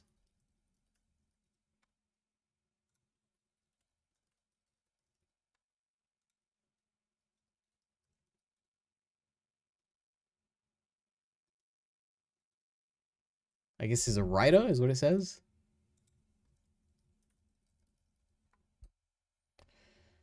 Mastras joined the writing staff of the show's first season of Breaking Bad in 2008 as a story editor. He wrote the first season episode Crazy Handful of Nothing, the first season Don't Know whatever, story editor for the second season. He was promoted to producer for the third season. Okay, seems someone decently involved. Who worked on Breaking Bad. Once we hit season 3, most of the season 1 and 2 writers get shifted out, Kripke stops writing episodes himself, and the show starts to go downhill. Of course, season 3 itself was pretty decent, and Herogasm in particular was a good episode, so I was... Herogasm? Okay. There are things that are like, man. Herogasm was perfectly an okay episode. And the fact that it is so highly rated, to me, is like the biggest piece of evidence that the boys fandom is like a very, very much skews very young. What season was it? Season 3? It's crazy that this is the highest rated episode of the show and it's like a 9.6. And it's because, well, I don't even know. Like, it's probably because of two things. One is that there's like sex and stuff. Like it's very like, I don't know what you say. There's like some word for it where like it's got like, it's very like edgy or whatever. And it's got like a fight between two people that you're like, it's a fight that's being built up and you're looking forward to it. Like two major people, which is like Soulja Boy and Homelander.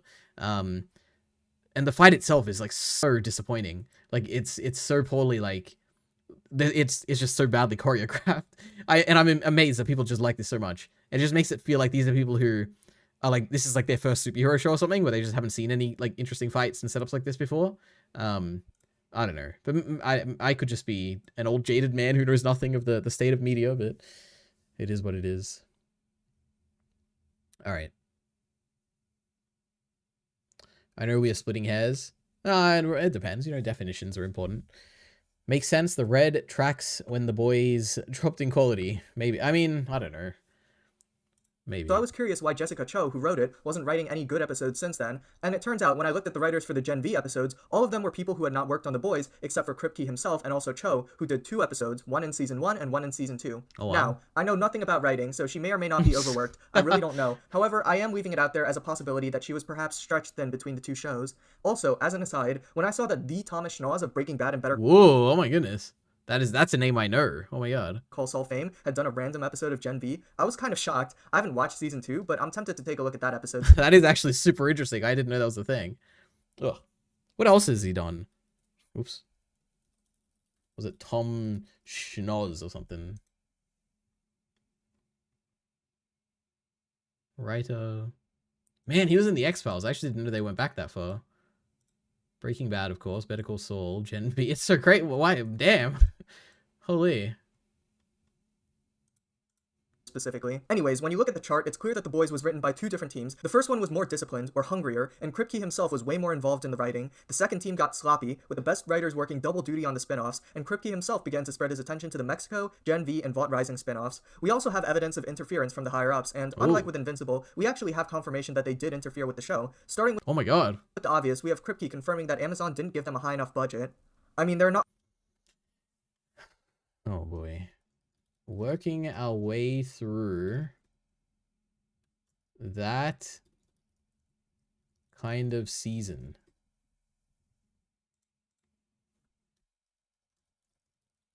The Boys creator and showrunner Eric Kripke has warned fans not to expect the big battle scenes in season 5 simply because Amazon Prime Video doesn't have a Game of Thrones style budget. Instead, the 5th and final season of the smash hit superhero series will have whatever. He's talking to Games Radar. All right.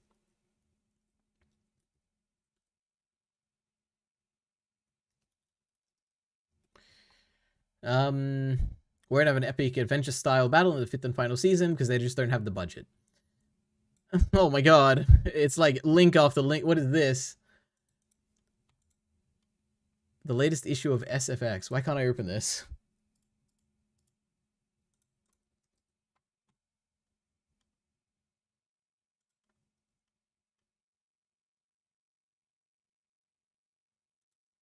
Oh my god. Okay, never mind.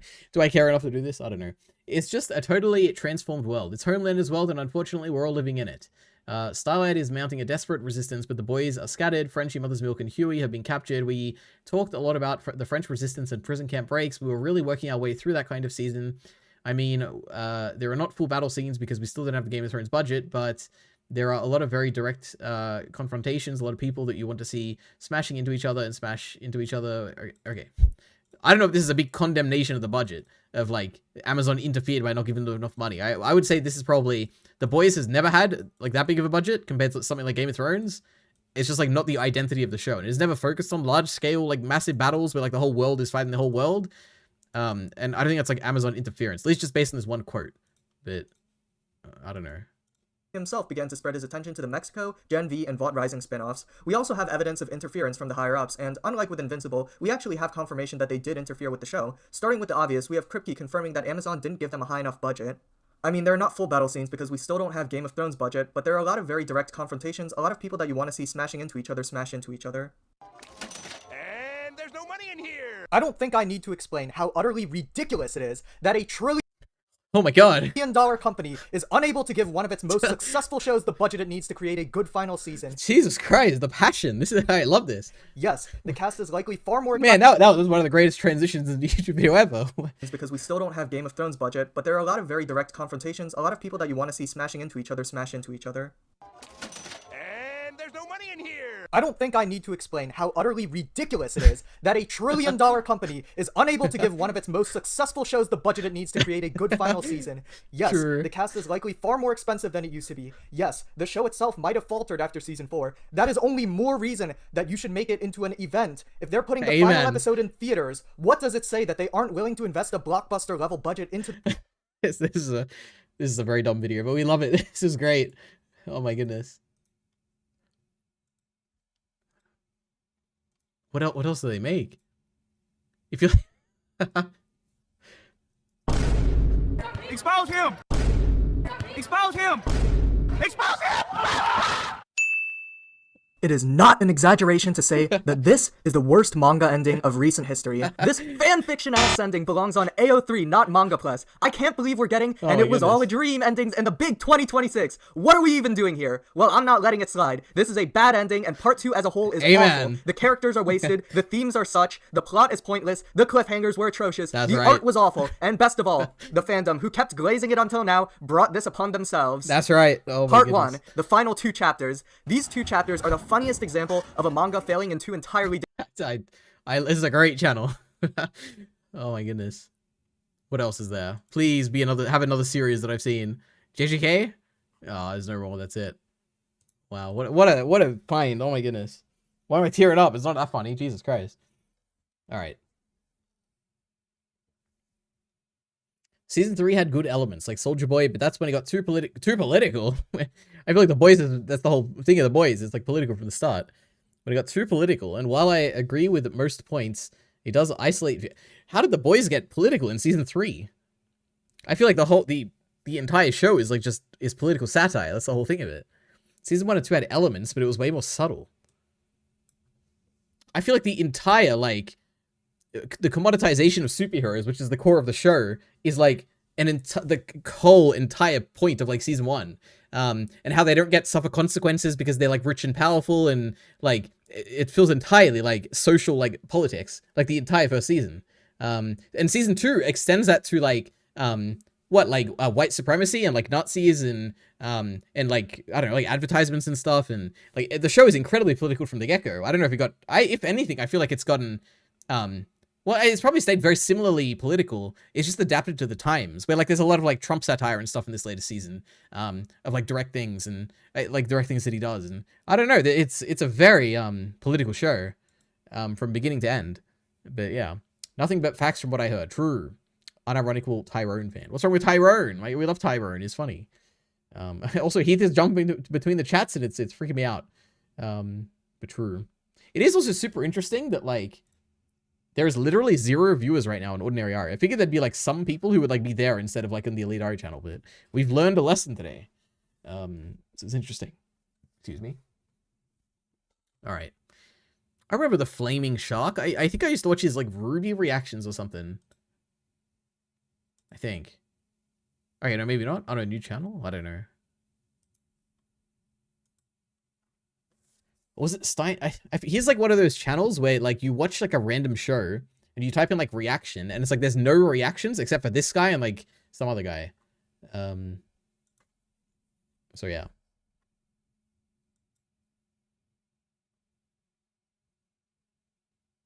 Man, I wish this was like coming straight to digital. I want to watch this.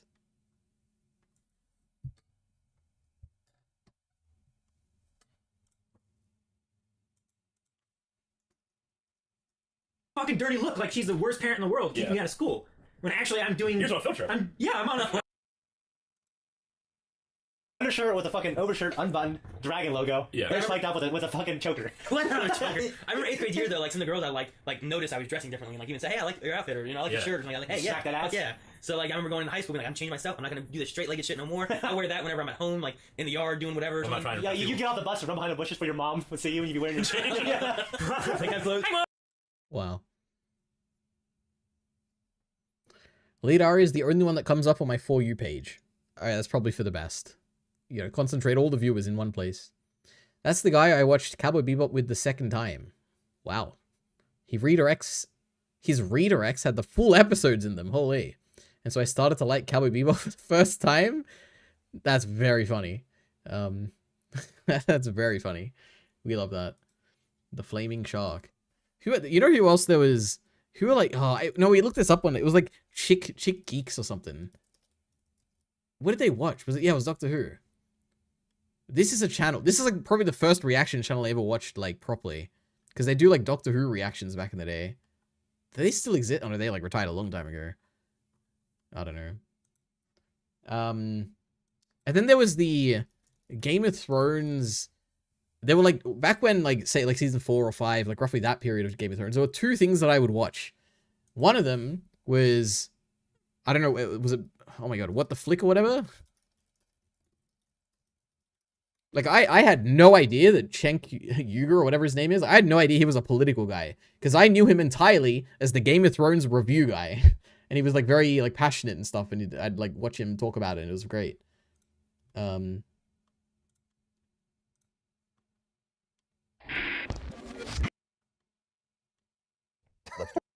Yeah, this. Yeah, 9:30. It was crazy. And then there was this other guy who was, like... It was, like, a group of, like, small, like, maybe, like, 4 or 5 people. And they were, like, in a very, like... It was just, like, in a house. And they had, like, really bad camera quality and audio quality and everything. But it was this guy who would, like, dress up as a king, and he had, like, a king hat or whatever, like a king crown. And I remember thinking that was so funny at the time, and I watched their reactions a lot. But I think they, like, retired or something. I don't know. But, man, this was, like, before reactions became, like, a big thing. Like, before there were, like, professional, dedicated, like, reaction channels and stuff. Like, this is back when, like, Torchwood Boy was, like, the biggest, like, reactor in, like, the Doctor Who space and stuff. Like, ages ago. My God. What happened to autosave? Are they still reacting these days? I feel like they don't react to anything I'm watching or that I've seen. ReZero. Like boring Zero, am I right? Code Geass. Oh my goodness. Oh, but they're gonna watch the sub. I don't care about the sub. Oh god. They got nothing. Where's the strange fake reaction?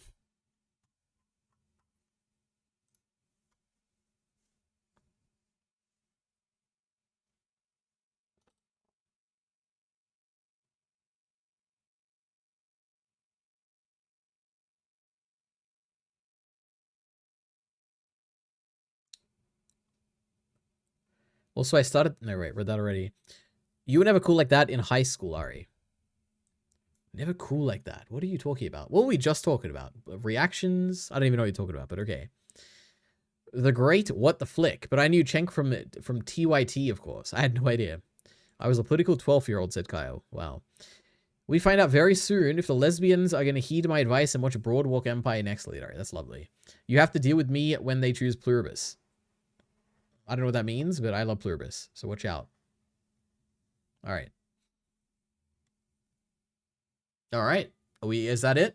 We've been streaming for almost 2 hours. Oh my goodness, time just flies when you're having fun. It's an ending scene for the boys? We're both in a shitload of trouble. No, we're not. He attacked us. Oh, episode 1 of the boys. True.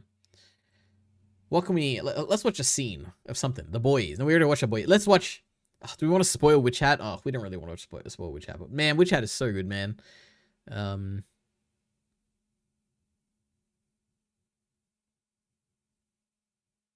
Should we watch a compilation of Doctor Who epic moments, guys? Oh my goodness. High school was about Blindwave. High school? Blindwave didn't exist back in high school. Blindwave started back in 2015 when they were reacting to Game of Thrones Season 5. Okay, that's when when I learned about them, back when they had like 6,000 subscribers and were a tiny channel, or basically my size, which is kind of crazy to think about. So we love that. That's the old channel as well, before they got banned. Or got copyright hit too much that they moved channels, like cowards. 7 viewers, Ari, keep going. Wow, hey everyone, nice to meet you all. Ari, you gotta start streaming video games like Minecraft and Counter-Strike. I did that once. I streamed Minecraft once. I also streamed Astroneer once, and Miller was there. We watched a totally normal review of like Dragon Ball Super or something. Watch a Sherlock compilation? True. Sherlock, epic Sigma moments.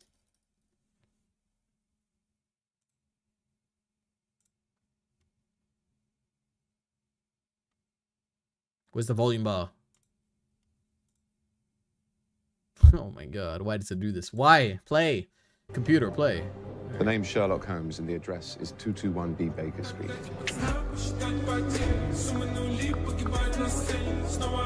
Damn. This is a pretty bad edit, alright?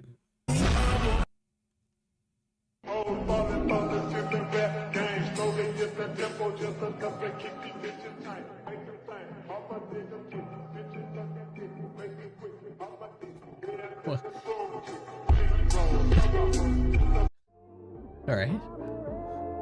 Let's play a game. Let's play murder. What are they? Is this what a typical like For You page looks like? This is great.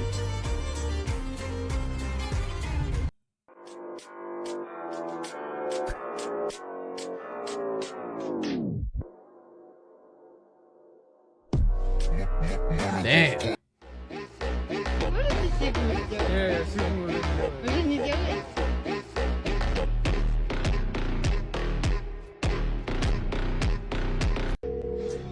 What are these? Hello, Tom. Yeah. Oh, it's going through the Sigma moment specifically. I thought this was like the YouTube homepage or something. Damn. Okay, Jesus Christ. Anyone remember the Zen reaction? Not really, no. Blindwave was talking about their high school antics, leader. You're so dumb. True, I am. I'm finally loved the show the second time through, Ari. True. Ari, your stream is broken on my phone. Which one? This one or the other one? Oh yeah, this guy's so cool. YouTube bugs. Don't worry, I got my phone up. Let's see if it's working. Go to the EliteAri channel. Oh, I spelt my own channel wrong. Isn't that embarrassing? Uh-oh. Oh no, it's working. I don't know. I don't know what to tell you. I'd subscribed for a Fate Stay Night playthrough, says Heath. What a shame. You know, I'm not a gamer. I'm not a gamer. All right, let's go through actual YouTube shorts. I'm curious what I'm going to see.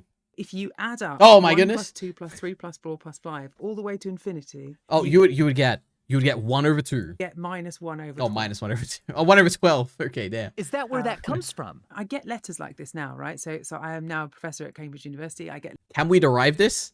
There is not a chance in hell we can, but let's try. Drawing. So we got, what is this? Oh, it's my schedule. Wait, what? How do I delete this? Oh, no, this is the thing where we can't draw for some reason. All right, there we go. So, 1 plus 2. Oh, I don't even remember the problem. Never mind. Like this all the time. I open. Next. What if Christopher Nolan directed the Avengers? Having worked with you on Oppenheimer, there'd probably be a lot too much Tony Stark. You'd be running away with the movie a little bit. Like I didn't. And he's not liking you. That's Michael Jackson, isn't it?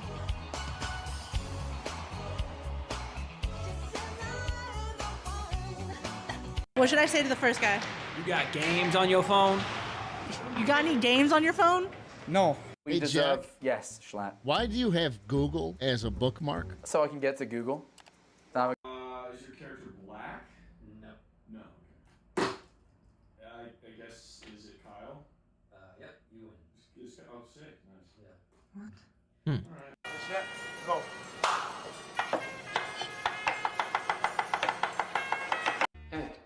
Where are all my anime shorts? I thought this would be like tailored to me or something. Oh my god. Oh, they're all here. Okay. You know what? People are very understanding that puberty happens, so I'm very happy. But yeah, sometimes every now and again they're like, "Wait a minute, no, I don't believe you," and I just have to, use your imagination. This is just what Aang sounds like in his 30s. I promise you, I'm him. He's there. He's in me. You know what? Tom, can you say hello in character? I am not Toph. I am Melon Lord. Uncle Iroh, can you say hello in character? Hello, my friends. It is I, Uncle Iroh, wow. or at least his second voice. Follow your passion, my friends, and life will reward Where's Azula? Azula, can oh you my say god. hello in character? Hello, I'm glad you guys love me. My own mother thought I was a monster. She was right, of course, but it still hurt. Ty Lee, can you say hello in character? Hi, I'm Ty Lee, and your aura is very pink. Hey, Sokka, can you say hello in character? Sokka here, Southern Water Tribe. Being sarcasm. Man, he sounds the exact same. Just a guy with a. Alright. Why is it all Avatar? What I hate in movies. Alright. Lovely. If you change it to cinema view and then back to normal, you can only see half of the screen. Oh no, that's sad. Okay. No one knows what derive means, EliteAri. Explain it like your destiny. To derive is to arrive at something and using a process or something. I don't even remember the thing. It was if you add 1 plus, I don't even, 1 plus 2 plus 1 on 12. 1 on 12. No, negative 1 on 12. I don't know. Okay, I don't care.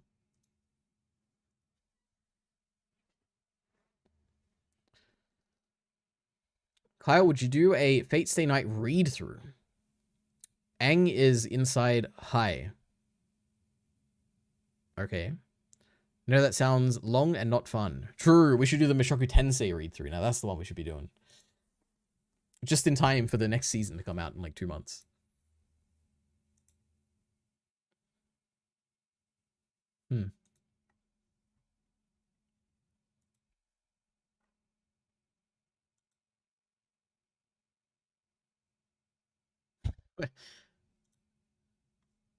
I was recently affected by the layoffs made by Atlassian, and I wanted to take some time out to reflect on the time that I spent working for Atlassian. I worked there for about 8 years. During that time, I built a lot of things, and I wanted to talk about what I built, mainly the things that I personally found interesting or that I'm proud of. I hope that this video will be useful or helpful to someone who perhaps is or was in the same situation as me, and maybe it'll give them some inspiration in terms of how they can tackle the same things that I did or something similar. All right, I don't care.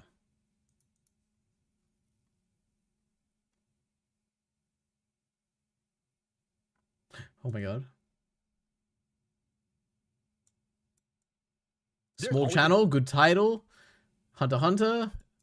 Things that have bothered me in the manga and anime fandom, like death threats to animators, spamming voice actors on social media because you don't think they did a good job in portraying your character, or shitting on animation studios without knowing what happened behind the scenes. But today, I want to talk about anime elitists. It just bothers me that we see so many people trying to join in on this.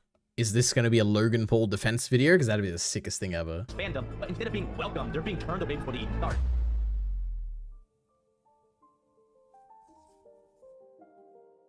Hello and welcome to another video. I wanted to talk about something that has finally gotten to me. The gatekeeping of something I hold so close to my heart. Something I feel like has shaped me into the person that I am today. Is it going to be anime? I want to start off with my biggest issue in the elitist point of view, where they state things like, you have to watch this many anime to be an anime fan, or to have an opinion, or you can't call yourself a real anime fan unless you watch this anime. Like, let's be honest, please, shut the fuck up. Who are you to tell anyone what they can or can't like? That's anime right. becomes so mainstream, so of course they're going to reach a wider audience, and of course there are going to be new fans that haven't been introduced to these types of anime. Whatever happened about being excited when someone came into your hobby or your fandom? Like, I tell you, how many people have come to me asking for anime recommendations that don't watch anime? I get True. Okay.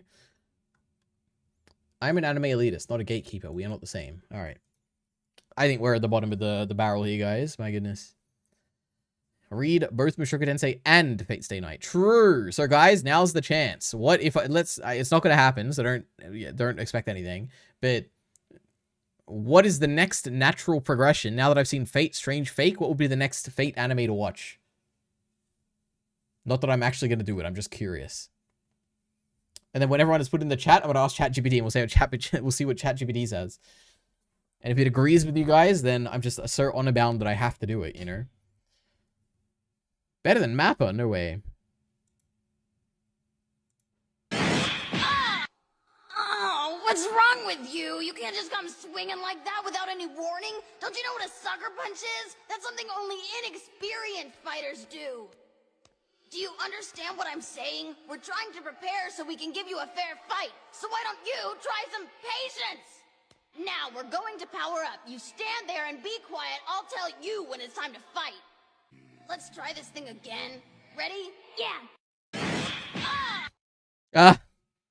That's definitely one of my funniest moments of the Boo Saga. To actually get into the Fate series, the first thing you should do is read Fate Stay Night. Okay.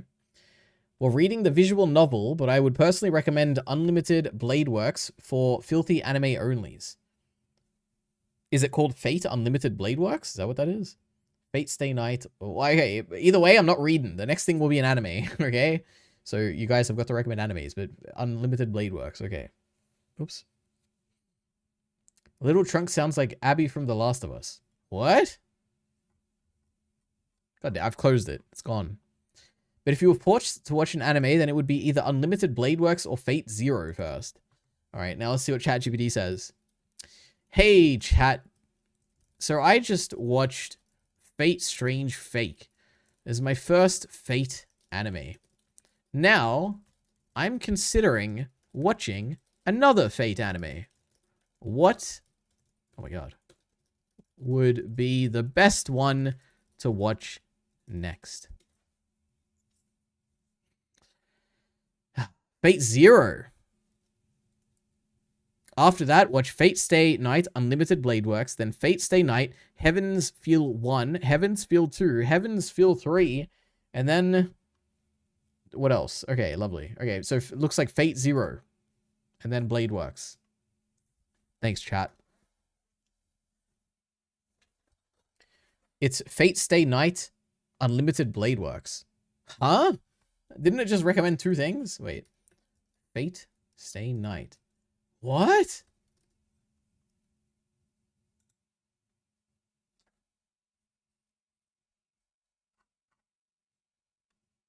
This, you know what? I've just concluded the franchise is too complicated and I don't care enough. So I don't think I'm going to watch it, all right?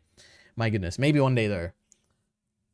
Or you know what I need? I need an infographic. Wait, can ChatGPT generate images if I'm not logged in?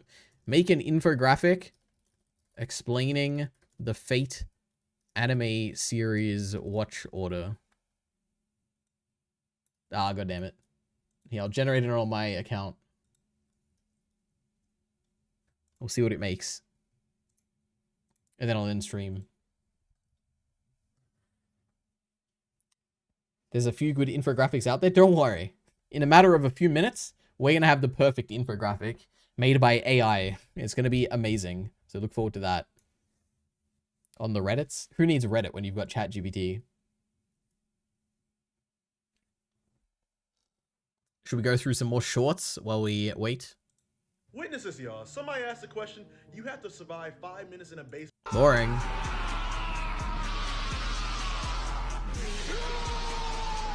Oh my god, this is epic.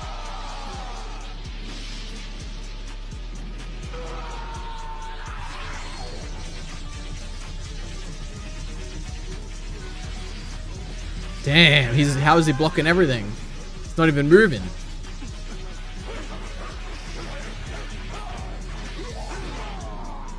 Damn.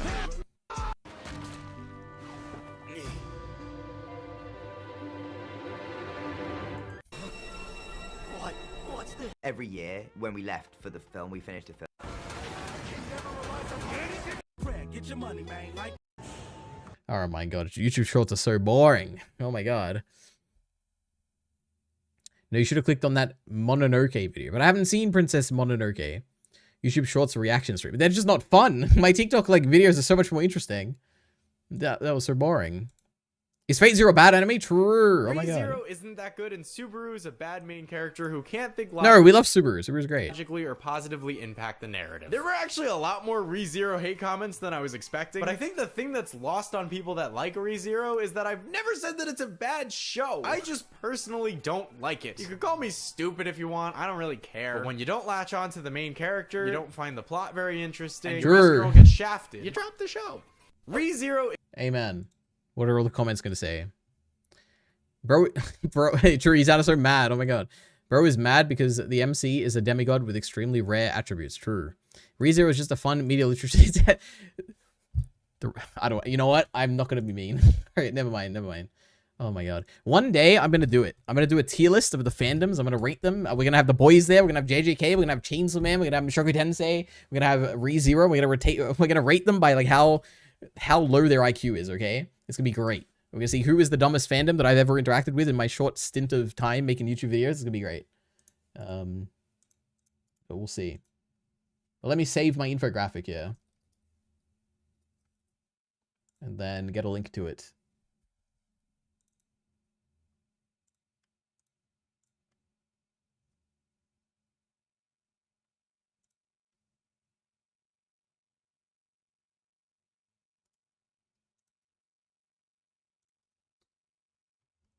This is what the order we have to do, okay? For this Fate anime, apparently. Fate anime watching order. Best beginner order optional spin-offs. Start here. Main story. So first we have to read Fate Zero. Or watch Fate Zero, I guess. It's a prequel. It's the best entry point. Alright. Optional. Fate Stay Night 2006. Older adaptation of the Fate route. Watch before or after UBW if you want the Saber-focused route. And then we do Fate Stay Night Unlimited Blade Works 2014-2015. Main cast and core Holy Grail story. And then we do Fate Stay Night Heaven's Feel 1, 2, 3. Finish the main story with the darker final route. Is there an ending to Fate? Is it done? Optional. Next watches. Lord El Melio 2's case file. Fate Apocrypha. Today's menu for the Emiya family. Carnival Phantasm. There's noble phantasms in Fate Strange Fate. Fate, Khalid, Liner, Prisma, Ilya. Magical Girl spin-off in a separate universe. That sounds cool. Fate, Khalid. Is this an anime? All right, now this sounds interesting. This could be something I'd watch.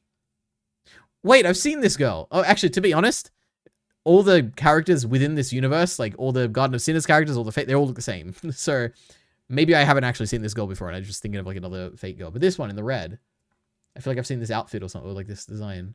Or does Heath use it as like a picture in his like Twitter list or something? I don't know. Fate Grand Order. First Order, Camelot, Babylonia, Solomon. Quick tip, if you only want the essentials, watch Fate Zero, Unlimited Blade Works, Heaven's Feel. There we go. Thank you, chat.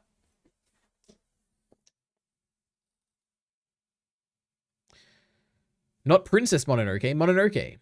The only Mononoke out there is Prince Mononoke, or Princess Mononoke, made by Studio Ghibli. ReZero is a media literacy test and you failed, Ari. You know what? ReZero?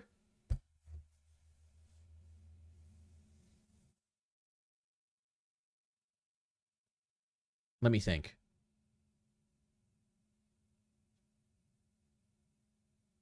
What do I want to say about ReZero?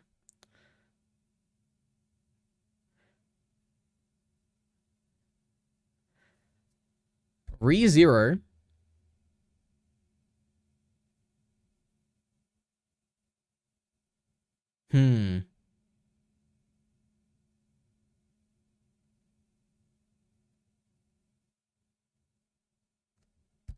I don't know. You know, ReZero?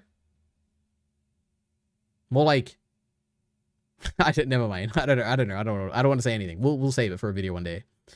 Media literacy is lacking with kids nowadays. True. Dori EliteAri, Naruto has the dumbest fandom. I would be amazed if Naruto had the dumbest fandom. I would be very surprised. When we finish Naruto and Ari has hit 100,000 subs, true. I'll fly out to EliteAri and we'll do a 24-hour stream reacting to every Naruto video essay. How exciting. Bro, it's a game that finishes when it was released. Really? Fate's a game? Like initially?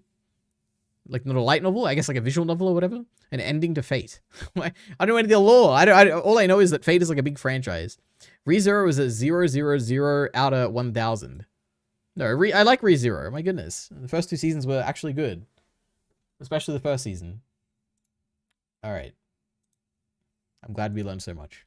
Last thing. What's the anime subreddit talking about these days? Gate 2. Ties of Conflict. I don't know what this is. But this is the most generic looking protagonist of all time. But okay.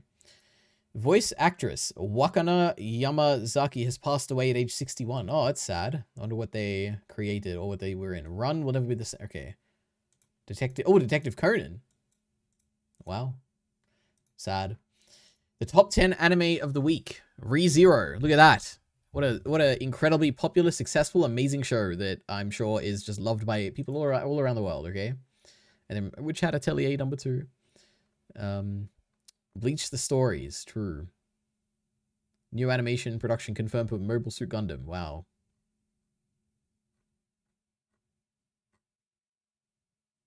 Toei Animation to establish a studio in Vietnam to expand global production capacity. New Dubai offices also in preparation. Wow. Alright. We're done. Let me start by ending the Ordinary Ari stream, which I believe is still live. I think I just ended it, but I have no idea. And there should be no VOD for this one, I think. I hope, because I think I disabled it.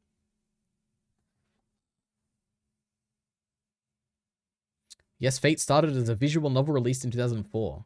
Apparently it started and ended as a visual novel. Is it like a one and done story? Let's see how long it takes them to mention Naruto. Who? Why is it still going? Which I believe is still live. Oh, it just ended. Oh my god.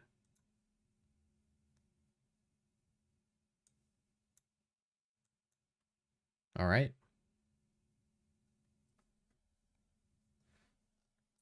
We're done with incurious fellows that are uninterested in visual novels. I'm just not a gamer like you guys, okay? So I don't play games. I do play games, but I'm not a gamer. I don't have the mindset. The gamers hate me, and I hate the gamers. I had a whole controversy about this with Nintendo and the Switch 2. Kadokawa released their sales statistics the other day, and ReZero was their top-selling franchise for the fiscal year 2025. Oh my goodness. I guess that makes it good. I forgot. Oh my goodness. Anyway. He's incurious. True. But you know what? At least I can stream for 2 hours, Kyle. My goodness. Somehow I sustain it with my incuriosity. One day Kyle will stream for 2 hours. It'll be great. Alright. More than Elden Ring? What does that mean? What is more than Elden Ring?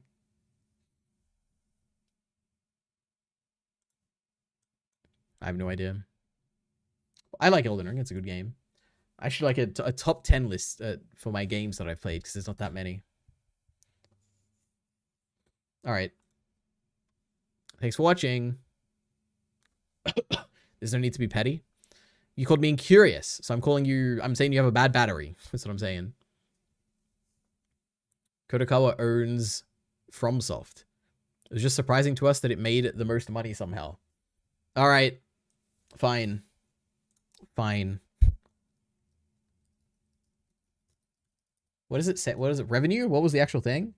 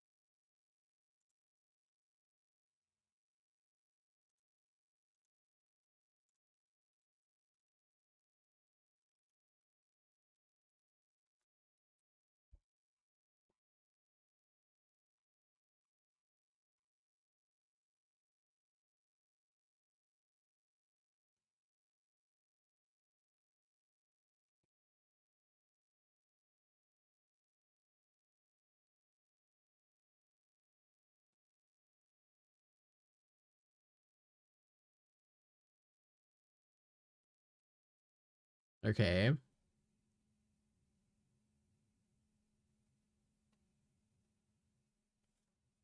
Okay.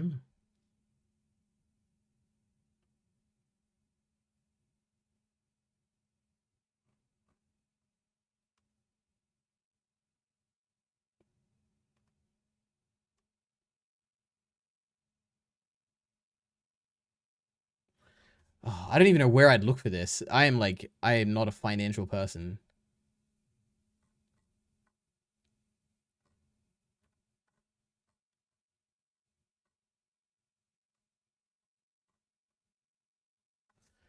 What on earth? The Kodokawa Group consists of the company, 57 subsidiaries, and 11 equity method affiliates. The group has the publication IP creation segment, animation... So publication IP creation segment. Okay, that makes sense. Animation film segment. The gaming segment, the web services segment, the education edtech segment, and other segments. The chart below shows the company and major group companies' business activities and business categories. So, what was it? Was it Creedon? What did Creedon say? So, Kodokawa released their sales statistics the other day, and ReZero was the top-selling franchise for the fiscal year. So I'm going to take that claim to mean within the animation live-action category of companies. But let's see. Because I figure gaming would be like a massive thing, but maybe not. So animation and live action, planning, production, distribution of animation, live action, video distribution, licensing, sales of packages of software, etc. Sales of packaged software, etc. Movie Walker, sale of electronic advance tickets for movie theaters and other activities, supplying video production studios, supplying audio production studios, production of anime content, so 2 studios for that, web content distribution. I wonder what these arrows mean. The company, general users and companies. If only I had any way of potentially interpreting this whatsoever, because I have no idea what's going on here. Publication, IP creation, publishing and sales of books and ebooks, publishing a magazine, sales, Sale of magazines and online ads, planning and sales related to the creation of other IP. And then games, obviously. Web services, operation of portal business for video social network services, planning on operations of events, distribution of contents for mobile devices and other activities, and then others. Okay.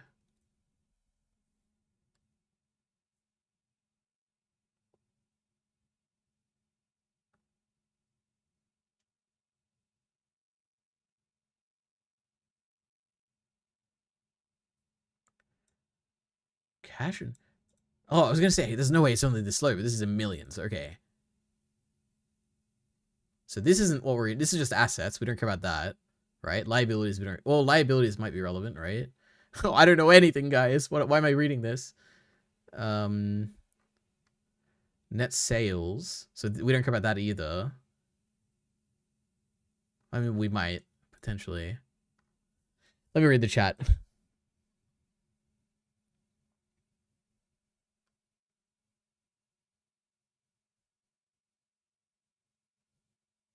Durr, says Kyle.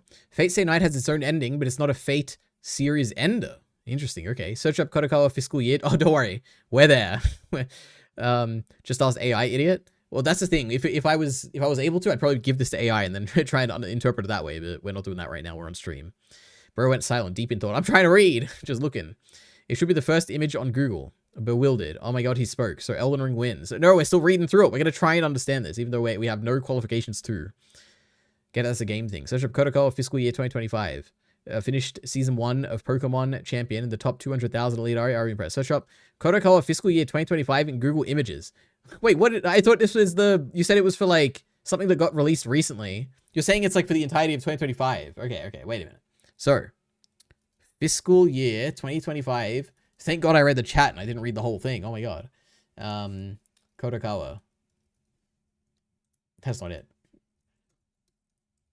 Kadokawa. So we can get rid of the ReZero. All right. I don't know what I'm looking at. What do I look at? This thing?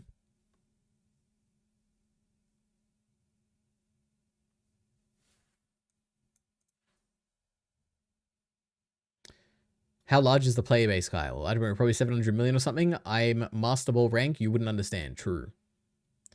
Finished season 1 of Pokemon Champions in the top 200,000 EliteAri. Are you impressed? Well, if it's out of 700 million, then yes, very impressive. Good job. Crown. This thing? Okay, let's read into this then. We're gonna get the proper source up. But I'm curious about this. What do you actually see from something like this?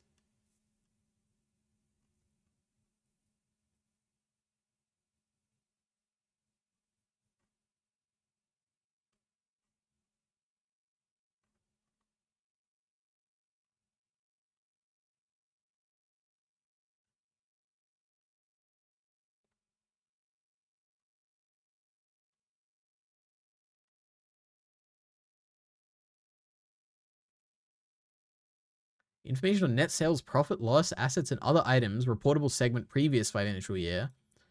So this will be the 2025 thing. Interesting. Okay. Kodokawa financial report first quarter. Wait, this isn't it. Am I looking at the wrong thing now? Okay, it has to be this one, right? I need credence confirmation before I commit to reading something. It's this one, right? The one I have open right now? Just to double check. Say yes or no. Did you quit watching Johto? I haven't. Okay, we're talking about. Wait, how haven't we gotten Ari? True. When did we watch that Pokemon movie?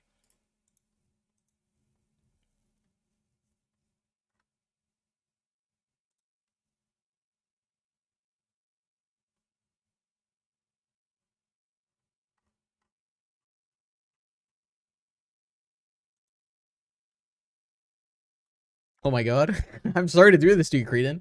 What am I opening? Is it this one? I don't know. That movie is still 40 episodes away. No? Wait, okay, let me just... Okay, Reddit. Wait. ReZero.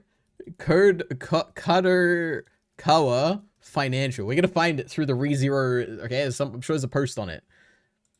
A significant decline in profits. Fiscal year 2026 operating profit.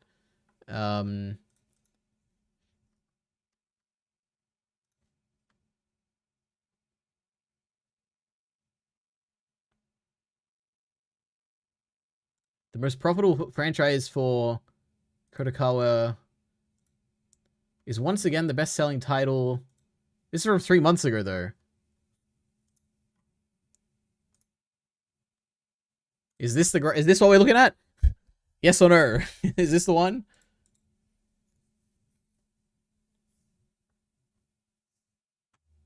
The poor ordinary Ari viewers, they just cut off this section because I ended the stream. My goodness, poor people over there.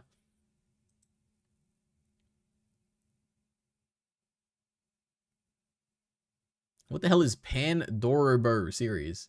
Oh my god, the Eminence in Shadow. I love the Eminence in Shadow. Man, there really isn't any competition here, is there? Oh, Mushoku Tensei. Oh my goodness. That's kind of funny. Wait, yes? Wait, no? That's not it either? What? I don't know what to look for. Oh my goodness. Alright, give me a search term. What am I looking for? I don't even know. I have no idea at this point. Since after 2025.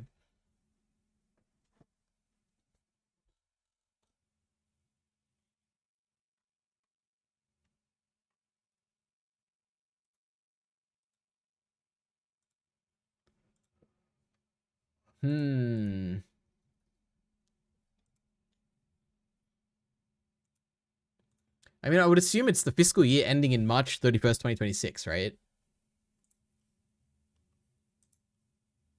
But it probably wouldn't be reported until like way later, right?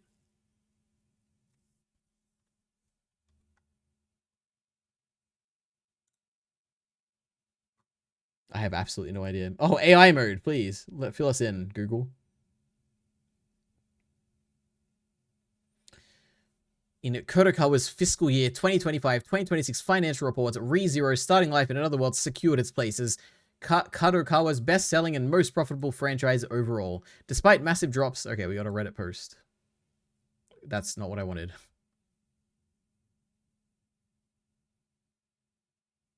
I assume it's this one.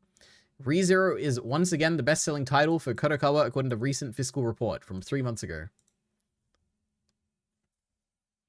Okay, we got a search term here.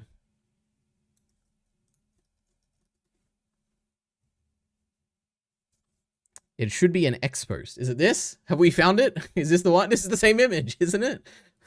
I mean, it's the same colors. I don't know. It might not be. Not the Gundam post. True. Is it this? Oh no, Mushoku Tensei is not on the list anymore. Uh-oh, it fell off. I hope this is it. This is the most up-to-date image. Oh my god, I hit my mic. Alright. So, now, let's begin. Now, where on earth does this come from? Wait. It's not from this, right? There's no, like, graph in this or anything. Okay. So...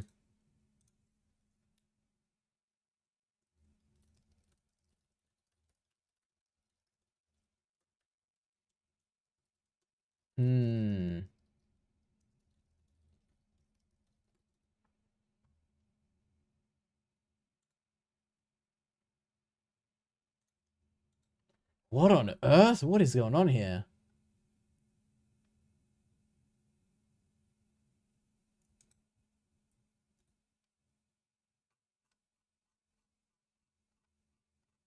Are these... I don't even know if these are officially, like, released documents or whatever. Jesus.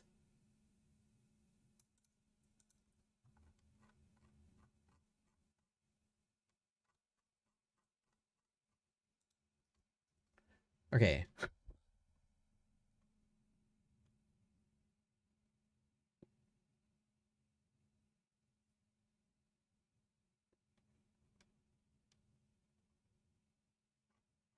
Okay, I could not possibly know. My understanding is it would probably be based on, like, one of these reports and someone has made this image. And I have no reason to trust a ReZero News person on Twitter who's followed by two reviews. But how would I even compute this? This is something... Maybe I'll do this off stream. Like, I'll actually look into this. This could be interesting. We'll learn a lot about how to read articles like this. This is the most up-to-date image. Yes, it should be all of 2025. It's time to end the stream, EliteAri. It's true, but I need to know. Was ReZero actually the most profitable thing? Bro streaming company secrets? No, don't worry. It's in my other tab, and it's not company secrets. This one is official. It's from the website. Oh my god, a new episode of Pivot is out. What is Pivot? You should react to the... What is that? I don't know what that is. Did they even mention ReZero on this? Okay, no. Where do we even get this link from? Kodakawa. Financial report.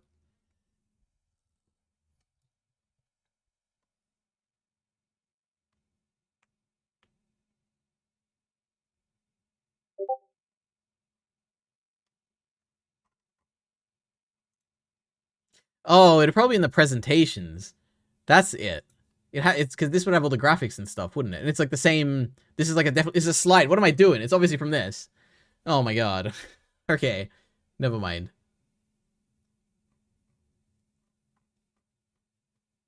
Holy, we should spend like a stream just going over this. Oh my god.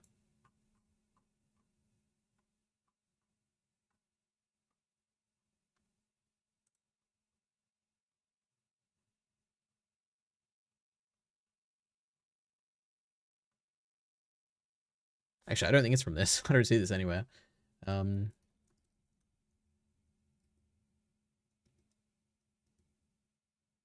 here we go. Okay.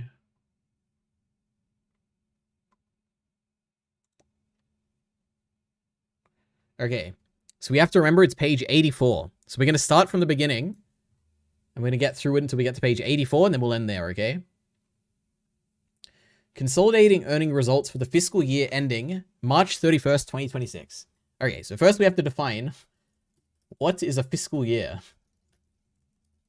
My understanding would be that this is from like the end of one financial year, or like the start of one financial year to the end of the end of it, right? A consecutive 12-month period used by governments, businesses. Finish reporting on the calendar year. Fiscal year begins in any month. Okay. So it ended. So it began, I'm guessing, like whatever, like end of March last year, and it starts. Sorry, begins then, ends at March 31st this year. Okay.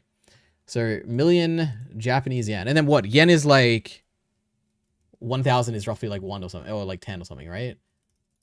It's Australian. So 1 is 100 to 1, basically. Okay. Okay. Results for the fiscal year ended March 31st, 2025. So this is reporting last year's numbers. Results for fiscal year ending March, that's reporting this year's numbers. So that's saying how this year compares to last year, basically. So net sales are up by 10,000. No, 10. This must be in like millions or something, right? Okay, oh yeah, million yen. So to be up by 10,000 million yen. No, it's not even 10. It's like 5,000 million yen. What is that in numbers? Okay, I have no idea. But it's a 1.8% increase. Okay. January to March. So it's just reporting the first like the end, the final quarter or whatever. Because I assume maybe they report the final quarter stuff as well in this report or something. I don't know. Year on year. What does year on year mean? Changed amount. And how does that differ from year on year changed amount for this? So it's reporting. Okay, these columns, I get it. We're getting there. We're 1/84th of the way there, guys. Okay. So net sales are up in both the whole year and in the final quarter of the year. Okay, I understand. Now, what are net sales? Okay. The actual revenue a company generates from selling goods and services calculated as gross sales minus returns. Total invoice sales before any deductions. So that makes sense. That's just like everything you sold and all the money you made from selling. Value of products returned by customers for a refund. Okay. Reductions in price given to a customer, often for defective goods. Okay. Early payment discounts. Okay, so basically this is just like their revenue, right? Net sales. I'm curious how much that is. So, oh god. I can't even do this. How do I even convert this to million? Million yen to AUD. Thank you, AI. $2 billion? That can't be right. That's like way too much money. What am I getting wrong here? 282,908.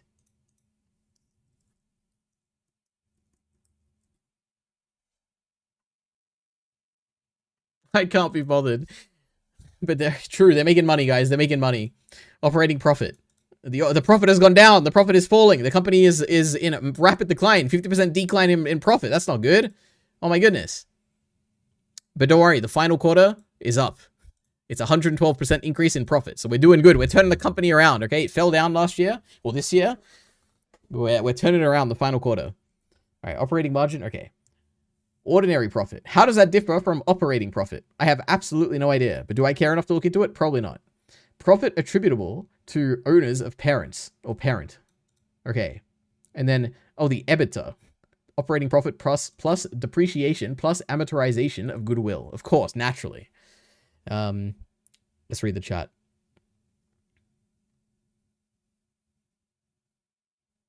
Maybe they're talking about AI. True. There's 3 tabs. Of this? I sure hope not. If they're a public company, these will have to be public, right? So you're allowed to leak. This isn't a leak. This is on their website. And this is just Kodokawa. Imagine the others like Toho, Ultra, Super Pictures, Tencent. True. Plus you got to factor in if this is adjusted for inflation. Very interesting. Add 6 zeros. True. You can clearly be bothered, EliteAri. Ordinary Ari, how does that differ to normal Ari? True. All right. So that's page 1 down. Okay. Net sales and operating profit by business segment. So again, this is showing last year, this year, final quarter, final quarter. Okay. So publication and IP creation is like their major thing, it seems, which is up, except for the profit, which is drastically down. Animation and film, second biggest, also down. Gaming is their third. That's kind of surprising to me that animation and film is like more, has higher net sales, has lower profit though. Man, animation was actually like a loss. That's kind of interesting, but okay. But gaming was highly profitable. Is gaming their most profitable thing? Man, it is. Damn. If I'm interpreting this correctly. More than even their like major like publication IP creation stuff. And then web services 2000. Education 2000. And then my god, the damn corporate eliminations, they're only negative. I wonder what that means. Oh no, the eliminations are separate to that. Okay. I don't know. Who knows? Who cares? One page down. Alright, one page down. Bro, I just got a few Spanish comments on old Black Lagoon videos. That's good. Auto dubbing is good, actually. They won't know how cringe the old narration is. True. You gotta lock your windows tonight, then. Gaming probably means just gacha games. Hey, gacha games, visual novels, they're all the same to me. They're all just games, okay?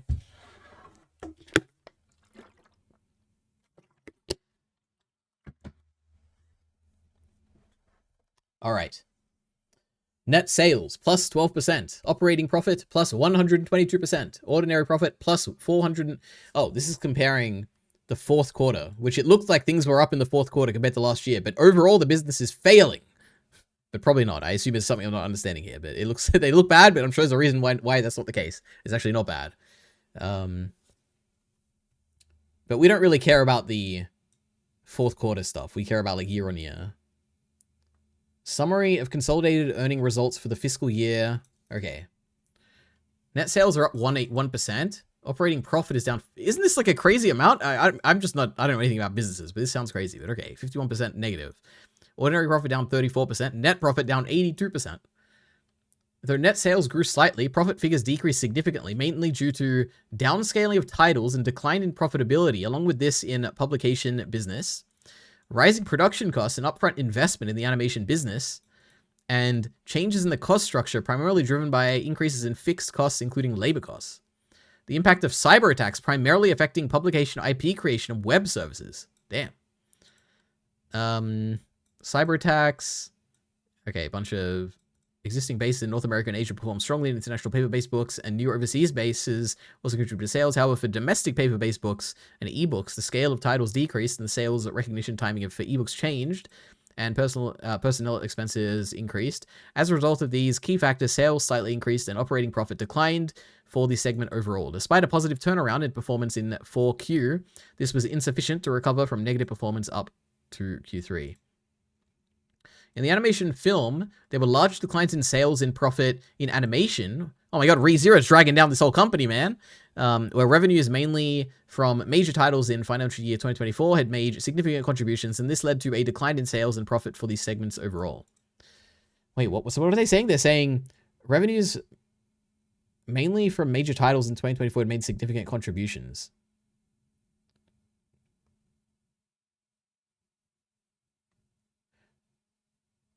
I can't tell, like, is this saying that,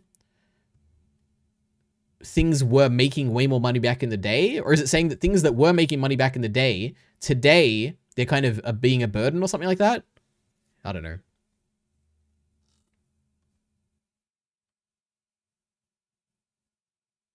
Imagine if we had an AI to synthesize and interpret all this data. That is what the great AI is for, and we should do that.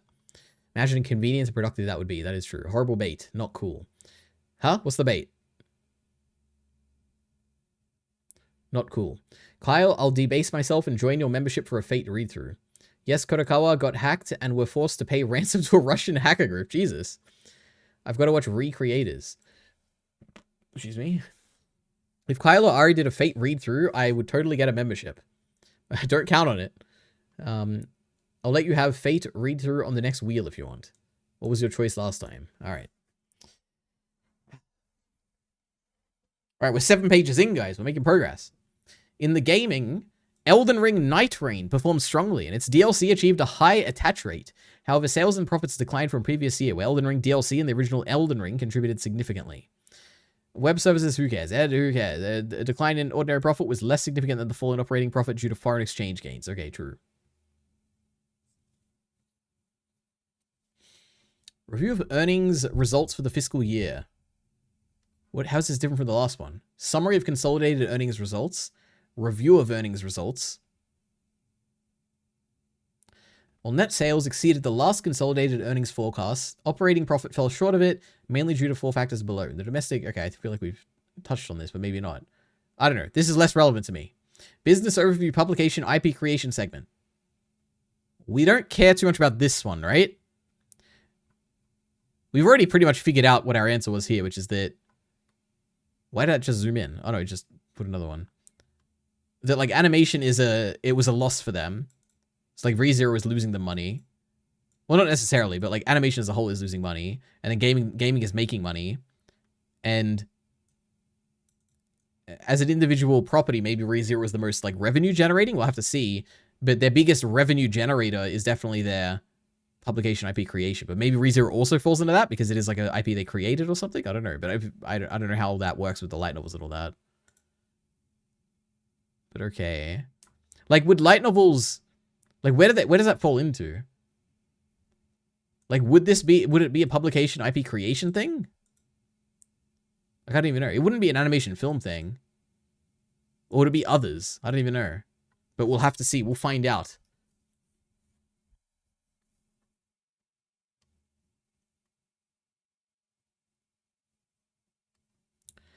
The result of business structural reforms, advertising, expensive sales. Okay, both sales, profit. I don't know. Is it time? Do I just paste this in a chat GPT and tell me what it thinks? Get an opinion?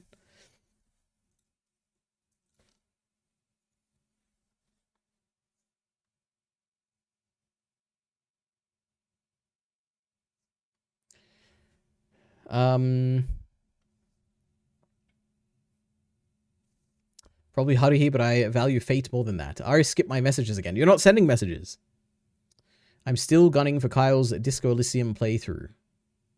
About Heath's mean comment, did you get a spot on the wheel last time, Creed? No, I wasn't there for that. I'll replace that bum Jerky Bacon with you or something. For like over a year straight, I didn't even know you streamed. Light novel is under publication, along with magazines and manga, I think. Shaking my head. Well, next time. All right, let's do it. We're giving it to ChatGPT because we're too lazy to do this on stream, okay? Please read this whole thing, and then I'll ask you questions.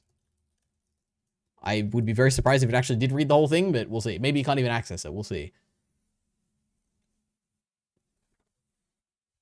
I have absolutely no idea if it actually read this.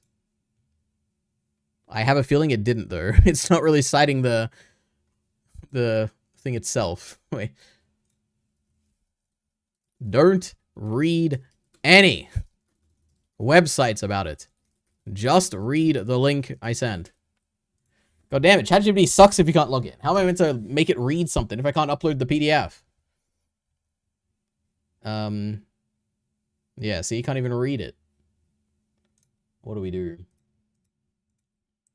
You know what we do? We do this next time. I can't be bothered. My voice is going. We'll figure it out. We'll have a ChatGPT stream. I'll make it the focus of the stream. And I'll probably forget by next time, so it is what it is.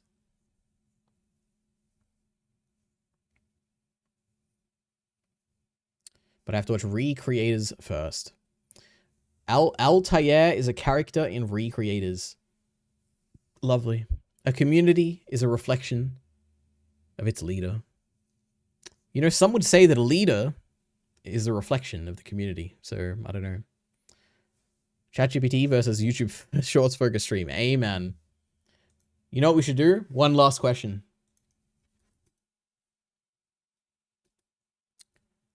Is ReZero the best anime ever created, all time, always? Answer with one word. Yes or no? Well, there we have it. We have a definitive answer. Is ReZero the best anime to ever be created? Absolutely not. Not even close. So there we go. What do we say? We say we have been beaten. The ReZero community has been defeated. EliteAri has released 2 different series reviews since your wheel spin, Kyle. True. I already skipped my message. What is it? Send the message again. Send it one more. You know what? Send the same message that I skipped. Send it 3 times, and I'll tell you if I can see it, okay? The answer is yes. No, the answer is no. You are objectively incorrect, because ChatGPT is unbiased, and he got the correct answer. He's just rage baiting me right now. Not cool. Send it again. Send it 3 times. And I'll read it if it shows up. I still haven't seen it, so I don't know if you've sent it yet or not. Wait, ask it, what's the best anime then? Yes or no? True, good question. Okay, wait. What is... Well, I should have... Oh, we've lost the conversation. Okay, wait. Is ReZero the best anime of all time, always, forever, and ever? Answer in one word. Yes or no? No, obviously no.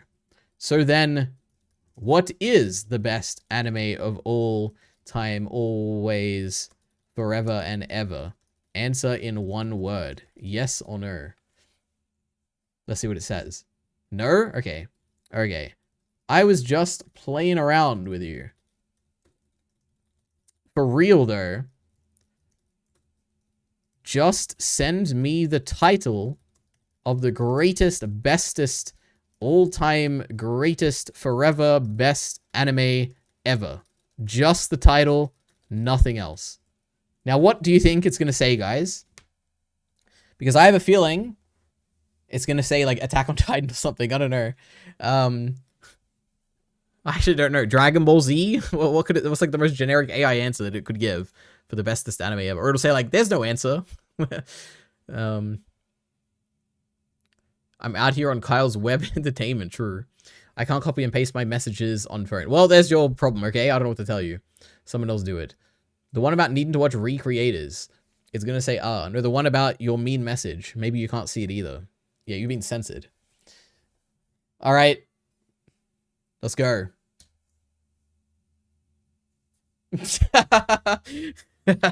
True.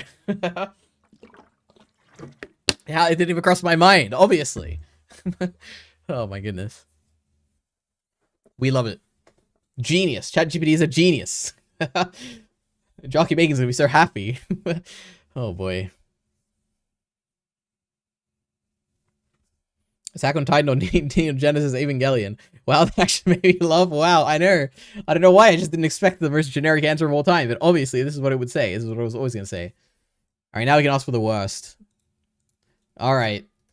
Now, what's the worstest ever? Just send the title.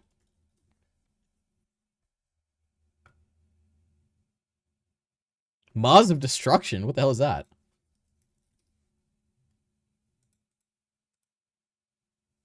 What is this? This kind of looks like Fate a little bit. What? I want to watch a Mars of Destruction scene. Huh? Is this the same person? She looks so different.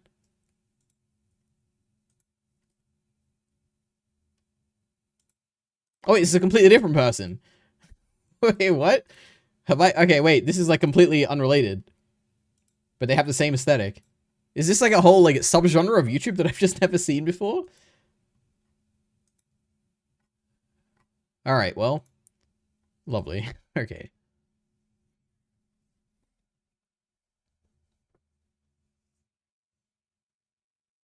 The worst is Skelter Heaven. Maybe.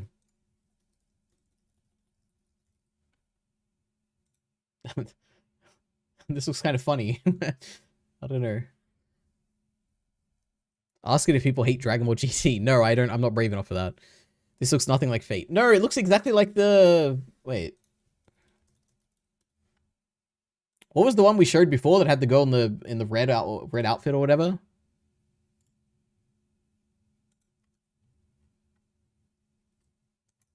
Fate? It wasn't Fate. It was called something else, wasn't it? I don't know. It looks like that. They look the same. But maybe this is like a light novel illustration or something. It's like light novel art looks like this. I don't know.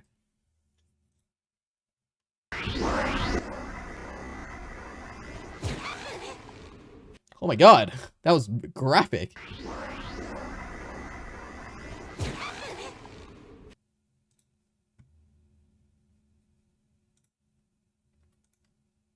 I don't want the whole show. I want a scene.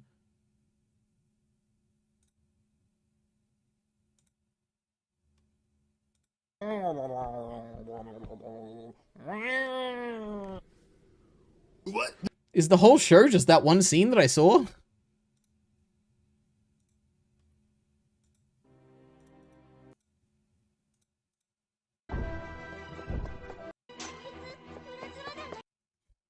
I'll be honest, this looks kind of interesting. I might watch it.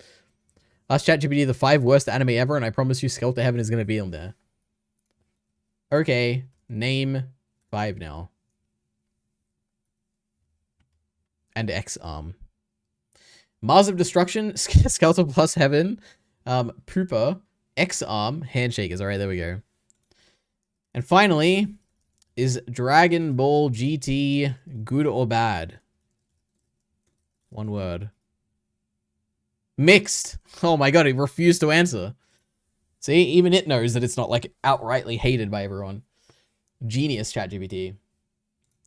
But if you had to say, is it mostly good or mostly bad? Mostly bad? What an idiot. God. Doesn't know anything.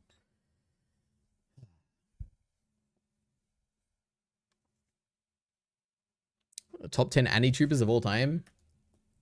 What are the top 10 AniTubers of all time? Nerdwriter. Does he make anime videos? I don't know. There's only like 5 famous ones. Gigic, Super Eye Patch Wolf.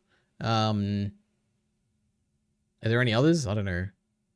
The Anime Man. And that's it.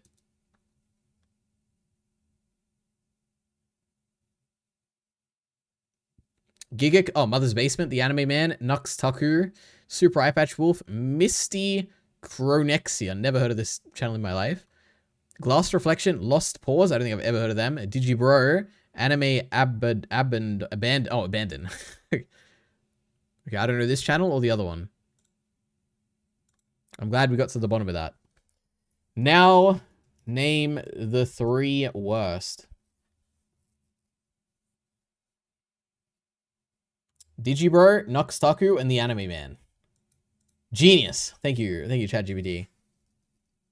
Alright, I'm glad we solved all that.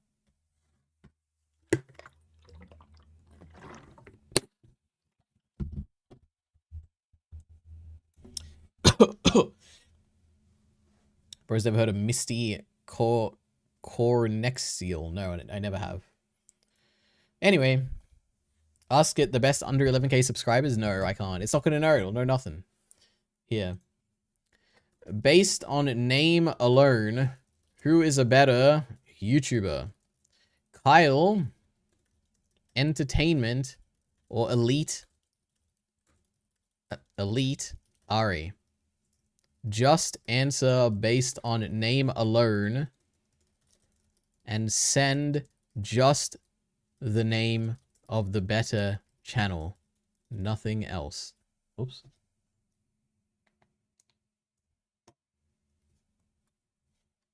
EliteAri, genius. ChatGPT knows the better channel. I'm glad. All right. And with that, I leave you all. Thank you for this dual stream that'll probably never happen again because, you know, we didn't get any viewers except for Heath and one person who showed up. I don't remember your name, but it was great. I was very glad you were here. You had a Kaguya profile picture from Kaguya somewhere. But that's it. Thank you and goodbye and see you next Friday or tomorrow if you are a Sensible Bookworm fan. And then Sunday.